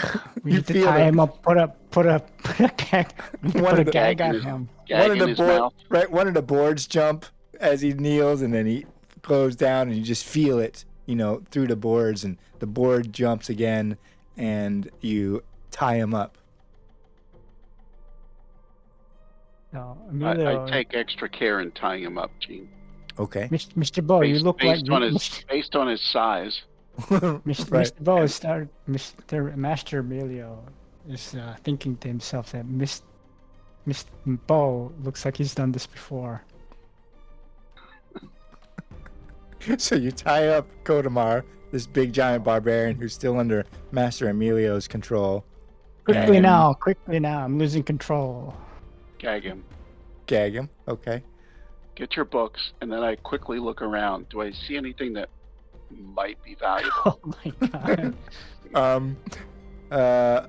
How close are you? Like just doing a once over? Or are you taking your time? Like how much time you want to spend on this, Bo? Okay, first of all, how much is there? I mean, is It's it a a lot? packed. Is it- It's a packed shop. He sells. You know the rumor that he sells black market yeah. artifacts, but it's got gear and rope and Okay. backpack. Like Kodamar's Huckery is like the shop in Blackmore. Like And would It's I where- know that there could be artifacts too, or I'm not sure. yeah, you know. If you wanted him to find stuff, it may take him a little while to find a more exotic item, but you realize that a lot of the stuff he has here is probably from those people in the garbage heap who have sold him all their kit because it's the last thing they had left to do. Oh, what are you doing? We're gonna get caught. Let's quickly now. Just grab something and we need to get out of here. Bo has no way to know if anything he grabs, particularly.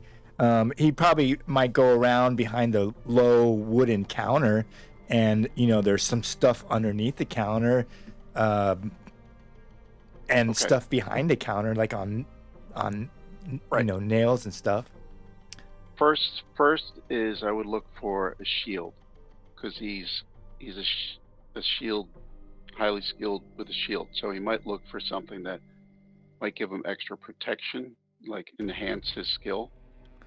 And then Okay. anything else. So I don't know if you want to roll a percent, or what's his chance of finding a shield, or what's his chance of finding anything as he's rummaging through. I mean, I would take probably 4 minutes.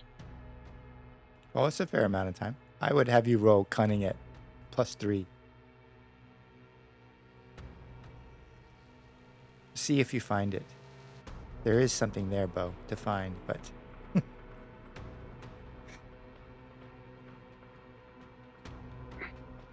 Bo, what are you doing? as you're packing your books up, finding a bag. All right, Bo, like you go. Master Emilio maybe finds a backpack or a bag, or maybe he brought one that he normally had his books, and he's shoving his 4 volumes of books in there, and you go behind the counter, start rummaging around, and you find this smaller disc shield, like a shield that Buckler? it's just a little bit larger than a buckler. Like it's between a buckler and a regular size shield. It's a round shield, and it has these embossed rivets around the edge, and in the center, it is got this kind of flame appearance, or it's been chiseled in the middle, but it's all steel. It's kind of like a steel circle. But it's between a regular shield size and the buckler.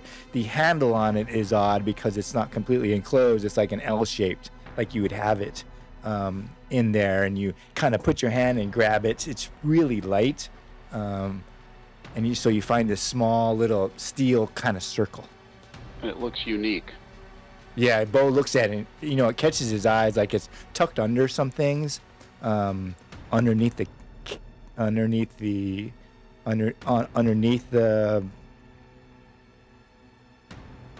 Maybe the counter. Underneath the counter, like there's a couple shelves, and there's some daggers and some other stuff, and then at the bottom he sees just the edge of it, because it has like a tarp over it, or like a canvas.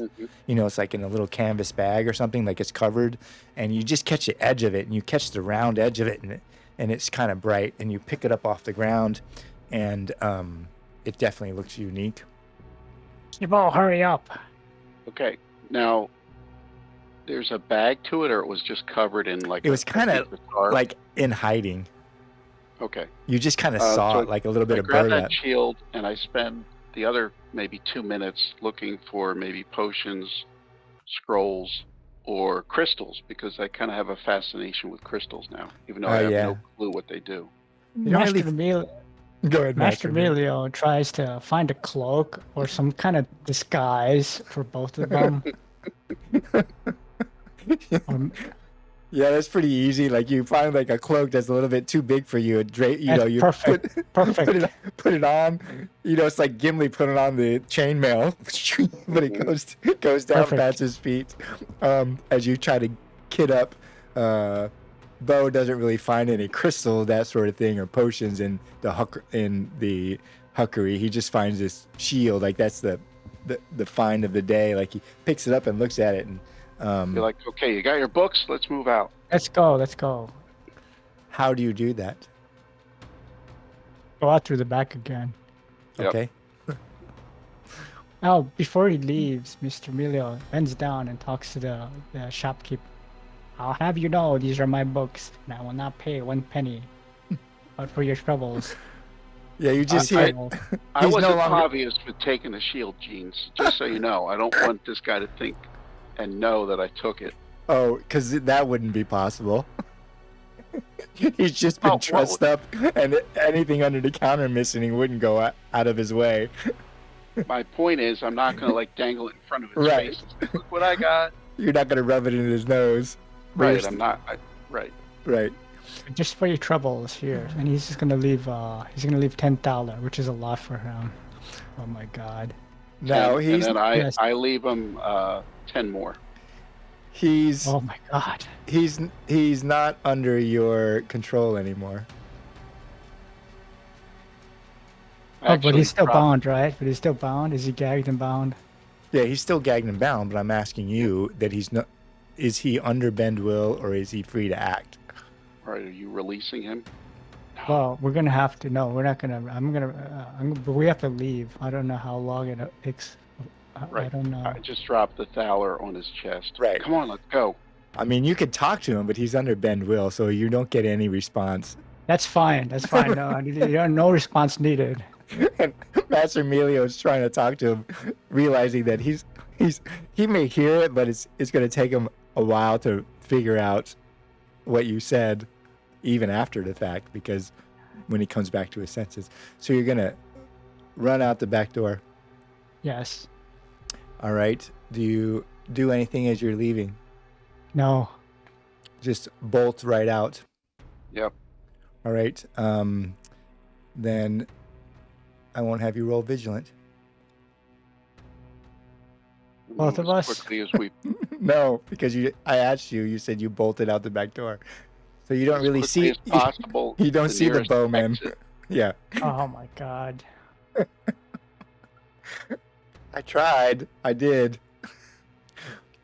No, you didn't. Yeah, I did. I said, do you just bolt out the door? You said yes. I said, you do anything before you go out the door? Bolt out the door. Yes. I asked you like 3 times. Well, we remember we don't have a whole lot of cunning, Gene. Right, I know. So you played your characters well. Well, we're playing them to the best of their ability. Let's Okay. roll dice then and see how many there are. Mhm. All right. Let me put them on the map. Or just put them here. Once I find them again.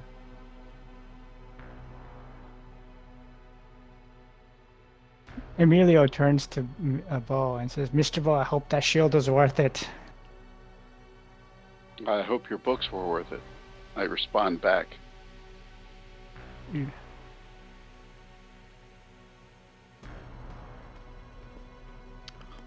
And let me do one thing.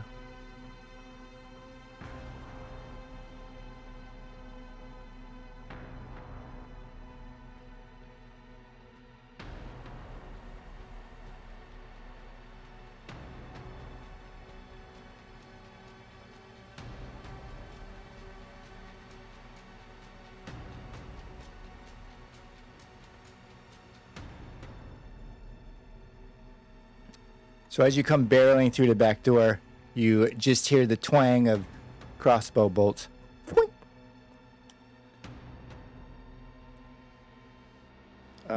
The first one is fired at Bo.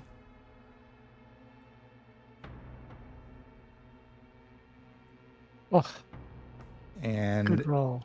the second one is fired at Master Emilio.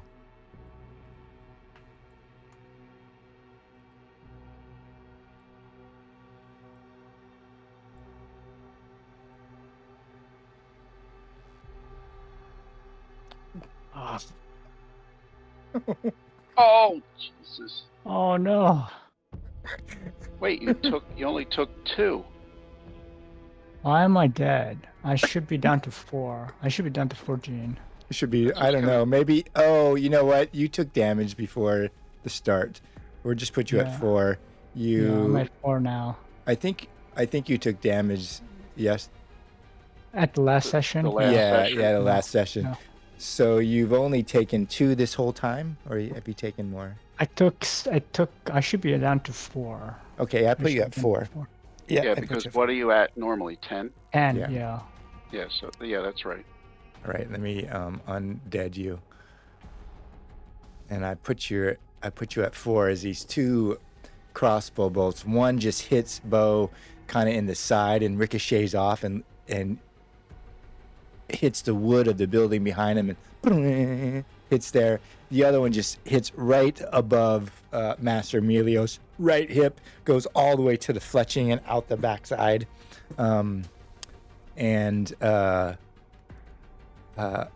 We'll go to initiative.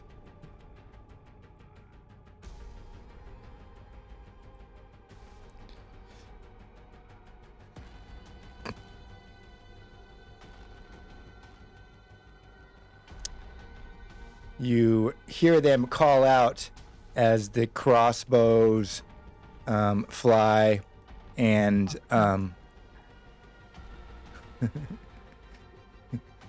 you hear them say, "Yield or die." And then one of them says, "Aren't they going to die anyways?" Shh, quiet. "Yield or die." Bo, what do you do? I have to take off that shield, right? Which one? The spell. Yeah, I believe so. Unless you. And then reset the corruption. Yeah, you can reset the corruption, or I can do it for you. Yeah. Yep. I can actually do. So I look at Emilio and then like quickly ask him, "Are you ready to run?" Yes. If we could outrun them, I don't know how fast. Okay. I drop the old shield and grab the new shield, hoping that it'll protect me better than the other one. Okay.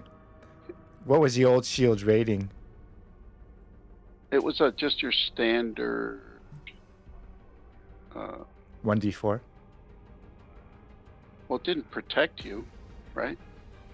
Right. Your shield was. What I mean is, as far as damage goes, you mean? Right. I was looking at your armor, so it gave you protection of. Yeah, because I'm a shield fighter. 1d4 plus 1. Is that what the shield gave you? Oh, that was No, from it gives there. me +2 to my defense. +2 to your defense. Right, instead of +1, because I'm a shield fighter. Ah, okay. Yeah, you won't know yet. Right. Right, but like I said, he's just grabbing it in the hopes that it'll serve him better than your standard. Right. It'll shield him twice as good as his last shield. Well, he doesn't know, right? Right. But just for mechanically, so you know. Yep. But it's going to do something else once he figures it out. But he hasn't figured that out yet. Right. Yeah. That's if he lives. That's if he lives this moment. What does Bo do? Like I said, he says to Emilio, "Are you ready to run?" Yes, let's run. But they have bows, right? They'll have bows. Yep. Well, yeah, they have crossbows, or at least 2 of them do. You know, you got like 6 of them with 6 of them with. You know, you're kind of in the back end of the building. You're gonna have to run past a couple of them if you're gonna just all out run. The crossbowmen are, reloading, and you got the 2 in front of you that said yield. Well, where would we find the closest exit? Would it be this direction? It's Well, west, the right? only way you could run and not be attacked is to go back through Cordomar's Huckery. Right, but what I'm saying is that's not the fastest way out of the encampment. No. It'd be the road you came in, the southern high road. Run back through the square. Southern high road. It wouldn't be this way. Not really. I mean, you're just trying to outrun them, and hopefully they won't catch you. It would be over here, you mean?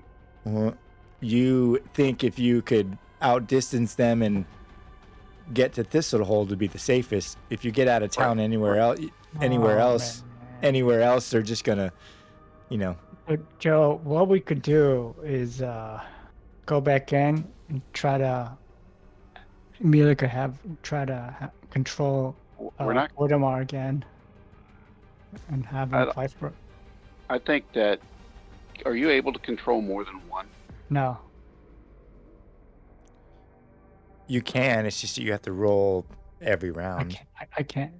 right? Oh, And you take. Right, it You- would take corruption. Right, take corruption. Why don't we see if we can run first, and then if somebody gets in the way, you try to take control of them. fine. Let's go. Go. Mhm. And so, what does that look like? How do you run away, or what would the plan be? Just trying to run down the building, run through Kodamar's Huckery, back through the back door, out the front door. Out from the back and out the front. I mean, that Yeah. sounds like the logical way. Yeah. Okay. And then we would try to find buildings to weave in and out of and behind, in case the other ones do have, crossbows besides those two that shot at us. Sure. Okay. I'll have you know, Emilio is the absolute wrong character for this. But You took- hopefully we won't die. You took Well, Bo I with can't you. help it that Gene can't play Thursday. That's about all I can say to that. So you're gonna run through, and I'm gonna ask Fate a question. Probably Did- couldn't have picked the worst character. Did Kodamar free himself? Oh my god. Question mark. I'm gonna say it's unlikely that he did so. Yeah.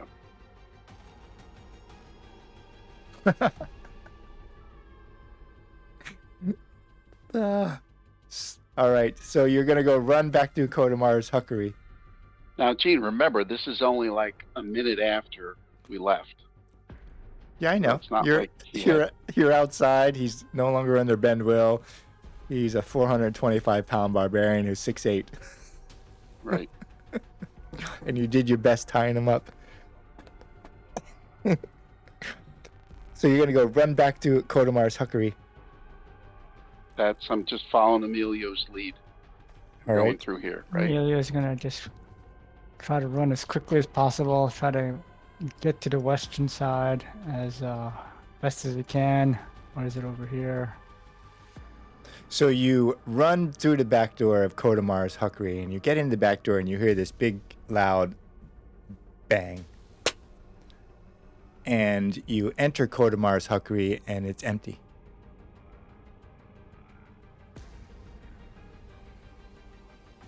Where did we hear the bang? From the front of the building? Like over here? No, just from like around the counter.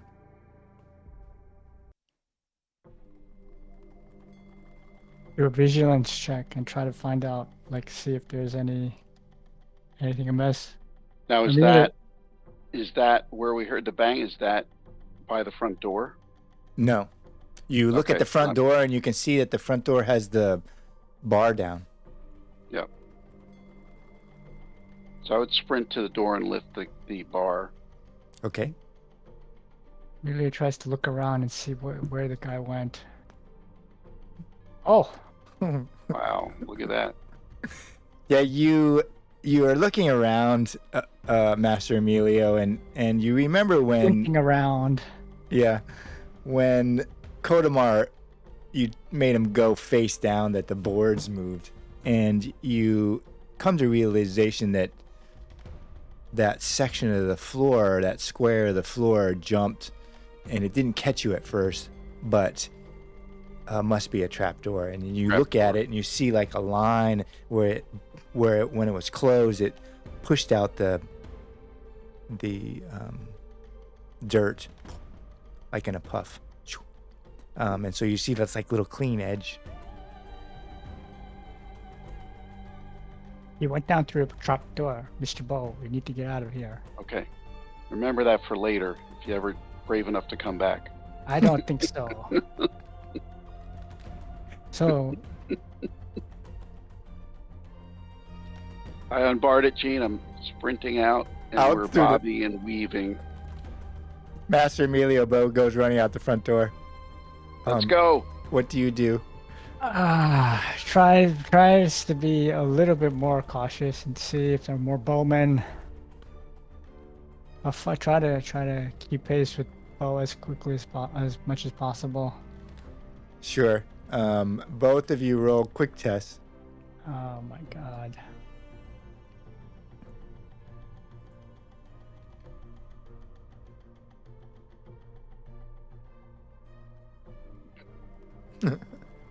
You falling behind? Bo goes sprinting across the thing. Master Emilio, you're partway through. You have you see men as you're running around the building in these kind of red robes, and you hear men behind you come running through the building, and then you hear the twang of a crossbow bolt as you run through the black square. You're losing pace behind Bo because he's much faster than you are, and then you hear the crossbow bolt. Frank, do you have a backup character? I just have the barbarian, which I might have to No, transfer. you mean in the other game? You mean? Yeah. You can't have a Right, backup well- character. Like You probably are going to need one for this game. you just Oh get my clipped. God, You just God. get clipped by an Alive, arrow. I'm alive. Yeah, just a tiny bit. You see it go skittering out in front of you, like it hits you maybe right on the side of your knee. It buckles you a little bit, and then you see the crossbow bolt go skipping along the ground in front of you until it slides to a stop as you go running through the black square. Bo's almost at the road itself, and you have shouts of these men behind you chasing after you as you run through. So what we'll do is a little chase scene through the In high road. Yeah, high road of Blackmore. Bo has one success, and Mr. Emilio doesn't have any. He needs 2 success somehow depending on how he does it. So as you're running through the black square, Bo and Master Emilio, Bo, what's your plan? Are you just running all the way down the Western High Road to try to get the Thistlehold? Yeah, the fastest way, I believe, to escape the encampment. Okay. Yeah. Any worry for Master Emilio, or is it all men for themselves? Realistically, Bo knows that he can't take on. I mean, how many did he count? More than 6, Right. right? With So- crossbows. Yeah, right. With at least half of them with crossbows. I might, if I really gain on him a lot, I might wait and see Okay. how far behind he is and kind of evaluate the situation. Maybe I'll yell out, start taking control of these guys and have them attack the other guys. Okay. Maybe that might work if. So Bo just needs 2 successes. 2 more, you mean? 2 more successes. You get caught if you fail.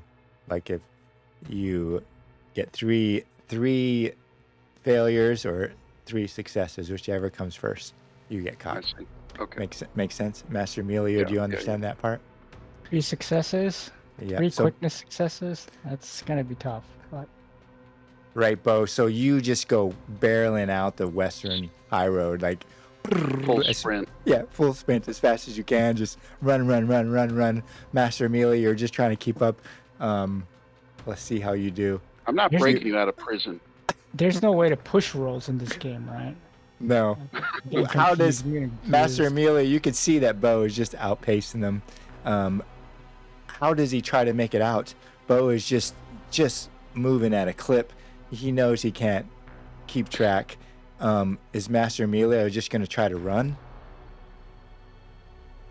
How far back are they? Well, they're on your heels, like they're behind you. You got a little bit of a lead, not that far, and you're running through this tent encampment of Blackmore. So far, you're 0 for 1.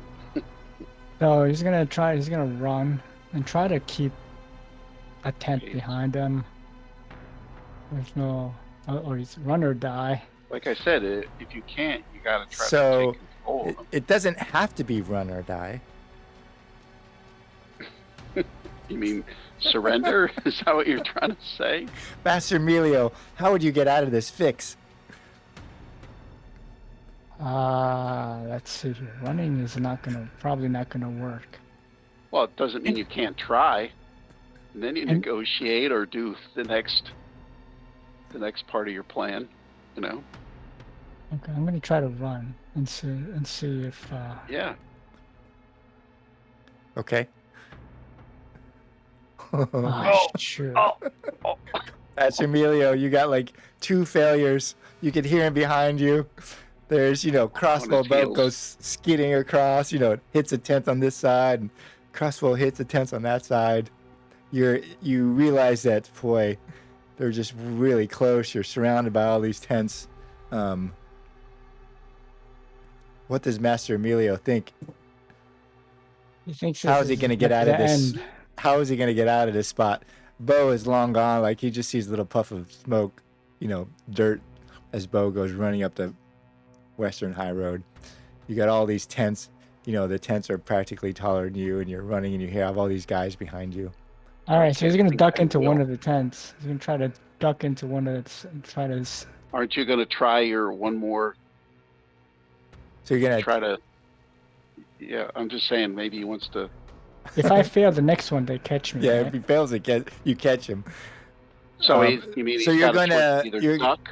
You're going to try to hide, or try to find you're going to try to duck in, turn a quick corner, Right. use the tents as camouflage Yeah, try to find Barriers. some tent. Try to Okay. find some tent. rather than running in a straight line. I think that would be a cunning roll, like you're weaving in and out.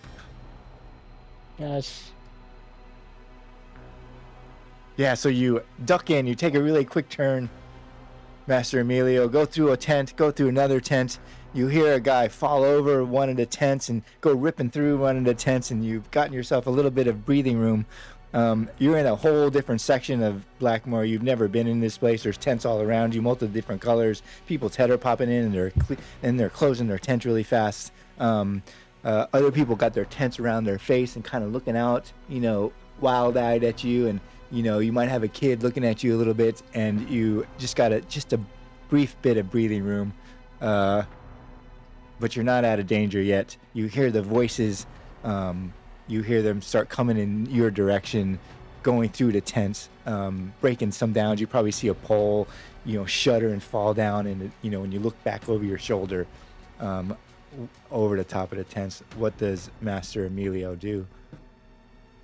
Can you see one of them? Probably. I mean, he can probably see them through the edges of the tents. He can also see the tents shivering as they're running through after him, getting. So he's gonna try to cast Bend Will on one of them that he could see. Okay. Okay. So I would just target one and just cast. Yeah. Don't fail. There you go. All right. So one of them comes through the tents and trips over it and lands face first and then looks up at you. And just at that moment, you cast Bend Will on him. What do you do?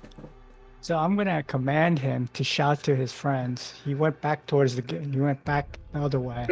That's a good Okay. idea. So you're gonna have him get up, run in the other direction. He's Yes, this way. He's this way. He went back the complete opposite way. Okay. So Pretty good. I like he that. runs off in that opposite direction, yelling at his comrades to, Yeah, for corruption. for corrupt to do that. You just take the corruption for the Bend Will, right? Yeah, but it's at I'm at the level 2 wizardry, so it's Oh, just, okay. just one. So Yeah. I just take one apiece. Yeah. And so he takes off and you hear a bunch of noises go there, and you kind of go slinking through the encampment, and you're kind of at the edge near where the high road is and where the other ones, and you peek out and you see like one or two of those red cloak guys kind of milling around. But you're almost there. You're at the edge, Master Emilio. What do you do? They don't follow. No, they the just other seem to guy? be like looking out at the Western High Road. You're like at the edge of Blackmore, at the edges of Blackmore, and you see these two obvious blood robes looking in the direction of where Thistlehold back up the Western High Road, probably because Bo ran up that way, and they're just at the edges. You know that that's where the Western High Road is. You got at the edge of Blackmore. You just got a little bit ways to go to be free. And Does it look like he could sneak around? Does he think he could sneak through the tents? You could bend. He could Will, probably- one of the other he could- guys. He could sneak through. He could sneak through. He knows if he's kind of short and round, and if he, gets low. All right. So could try bend will again. I'm gonna try bend will one more time. Okay. It's a useful You spell. said you only take one. Yeah. Thank God. Otherwise, otherwise you would be fighting an abomination. So. Oh, nice. Oh, nice. Yeah, I think with a 1, Master Emilio, that your spell just goes awry, and you see both of them just kind of stand up straight. Okay. So, command them to go in the opposite direction. So And then Straight you opposite sprint- direction. Then you sprint for freedom. they turn Command around them and to run in the opposite direction and they start saying that they saw him. They saw the two running in the opposite direction towards the garbage dump. right. Okay, so they turn back down the Western High Road, and you see these two red robes, go running down there. He's there. Then as their voices kind of taper off, and you're kind of standing there on the edge of Blackmore all by yourself. Okay, so he goes. Amelia is gonna make his quick getaway. Tries to get Okay. out. Yeah, you go as quick as you can up the Western High Road. You get outside the edges of Blackmore. Bo, I'm Would you- waiting there. are you waiting? I was Yeah, I wondering. would be waiting. Yeah. Yeah, Master Emilio, it probably takes him far longer to get there than you. You've probably been waiting maybe 20, 30, maybe even 40 minutes by the time he's hidden, kind of snuck around, try to get through the camp without them seeing him because Bo just ran. Maybe 30 minutes, 35 minutes later, you see Master Emilio just trudging up, the Western High Road with his backpack and his books. Blood all over him. Right. Right, Master Emilio, what do you say? But you see Bo in the distance there. How far out from You're probably a good, mile, okay, so it's pretty good. half mile. Bo probably ran far enough where he wasn't being chased and then maybe waited sitting on a rock or sitting on the Western High Road towards Mr. Bo, you're alive. And so are you. Yes, I am. Indeed, I am. We should thank, I don't know, whoever you believe in. We should thank. Let's return to this old. That's the best thing you've said all day. And we will end it there. Oh my good God. All right. You really needed that one, I can tell you. I didn't have to roll another character. I kind of like this guy, so. But Yeah, I'm just saying, like with that one, but even Yeah. if he succeeded, you just had to succeed. If not, then he would have had those two to fight, and he may have been able to do it. well, I mean, he could have had one turn against the other, and then he could Sure. escape, right? Right. So This is even a useful spell. right. Yeah, Ben Will is a fun spell. A lot of people think it's overpowered, but I think if you use it right, it can be interesting. I've always Yeah, thought it but was look at the rest of this character. That's he can't do anything else. That's Right. just- Well, you've got some other experience. Maybe you can. I think I'm gonna pick up maybe Medicus. Is That there might be anything to good. is there anything to make him faster? No. Well, faster? No, I don't think so. All You're right, kind of. Gene. Well, thank you so much. Yeah, thank you. I had fun. Hopefully, you guys had fun. It was a fun Yeah, it little was a session. blast. It was a blast. It was As- fun. Should I just leave a shield on there, or should I put anything? You could put Garakosh's shield. I'll write the name down for you. Hey, could I do a lore check and have him and try to figure Sure. out what the shield does? And I will just put it on your sheet. Let me pull it up. Okay. Do you want me to delete the other one? I don't know if he would. I don't know if he would keep it. Oh, let's see. How does it spell? I think I would have dropped it, like I said, in haste. I may modify it just slightly. I did a random roll to see what you would find in there, so I rolled 3 random things, and then when you said what you wanted to look for, I found it. So I put it on there. It's called Girokos's Steel Circle. It does have some powers. I may alter them slightly, but they're interesting for him, I think. Especially the first power. The other power may not, but especially the first power. Gene, could Emilio do a lore check to find out what the shield does? I think you just roll cunning, right? Okay. Oh yeah. Oh, nice. Nice. Yeah, I think you're so well read, Mr. Emilio, that when you walk up to Bo and he's holding this shield, you know immediately that it's a steel circle called Girokos's Steel Circle. And you've read like plays or theatrical when on your downtime, because everyone needs to read something else besides just study, about Girokos's steel shield. Like Girokos would throw it out at his enemies and it would make a circle and hit them 1, 2, 3, 4, and then come back to his hand. That it's a thrown steel circle in a master's hand. Yeah, like a returning steel shield. That's why it's just a little bit smaller. It's shaped in such a way that it looks like that. The edge of the shield itself, can be sharpened, like it's got some dents in it now, but once you look at it, Master Emilio, and you have it in your hand, you hand it back to him, you realize that the edge could be sharpened just like a sword, and if you threw it out, it could be that kind of thing where you could, one of the plays had Girokos decapitating his enemy as one of the power of that steel shield. And if the person who has Girokos's takes master in steel throw ability, he can throw that shield across the battlefield, zigzagging between enemies, and kind of like a chain attack. So that not just one, but he has to take master in steel throw. It will always return as a free action. A nice little item. Right, so it's like a throw as a free action, and you can do your attack on its own. So it's also like a free action, but it does take master level of steel throw to hit more than one person. Right. If I use it just as it is, I can hit one person.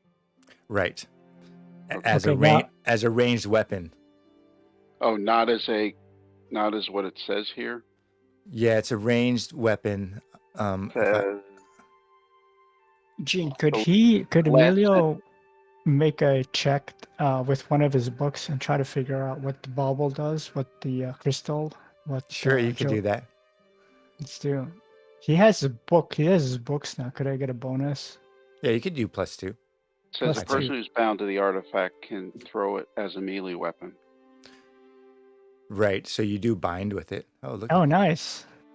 The crystal he gives you is a feud crystal. Feud, like Feud. And you bind yourself to the feud crystal, and you list a number of enemies equal to your vigilant half your vigilant, and the crystal can direct you to those enemies. How far away they are. And you can add or remove enemies to the list, but the number of names on that list can never exceed your half your vigilant score. Every time you do that, you take corruption. All right. Permanent, you mean? No, you take 1d4 corruption, and there's a 1 in 20 chance of suffering what's called Sortorex curse. Okay. The curse, like if you do it too often, the Sortorex curse,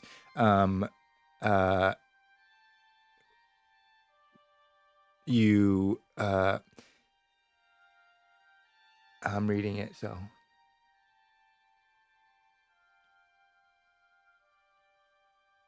Oh, you enter a false name, false enemy. Okay. You know, So I asked Master Emilio, do you think these other two do the same thing? Well, Amelia will just explain what he knows. I'm like, Right. why don't you just sell it? We could. Yeah. A lot of Once we people get would. the thirst to hold. A lot of people would want to buy a feud crystal. I imagine how many nobles would want to put names in the crystal so we'd know where their enemies are. Right. Or, you know, That's right. or an assassin's guild who puts a name in there Hmm. to know where the target is and takes the name off and on. That'd be crazy.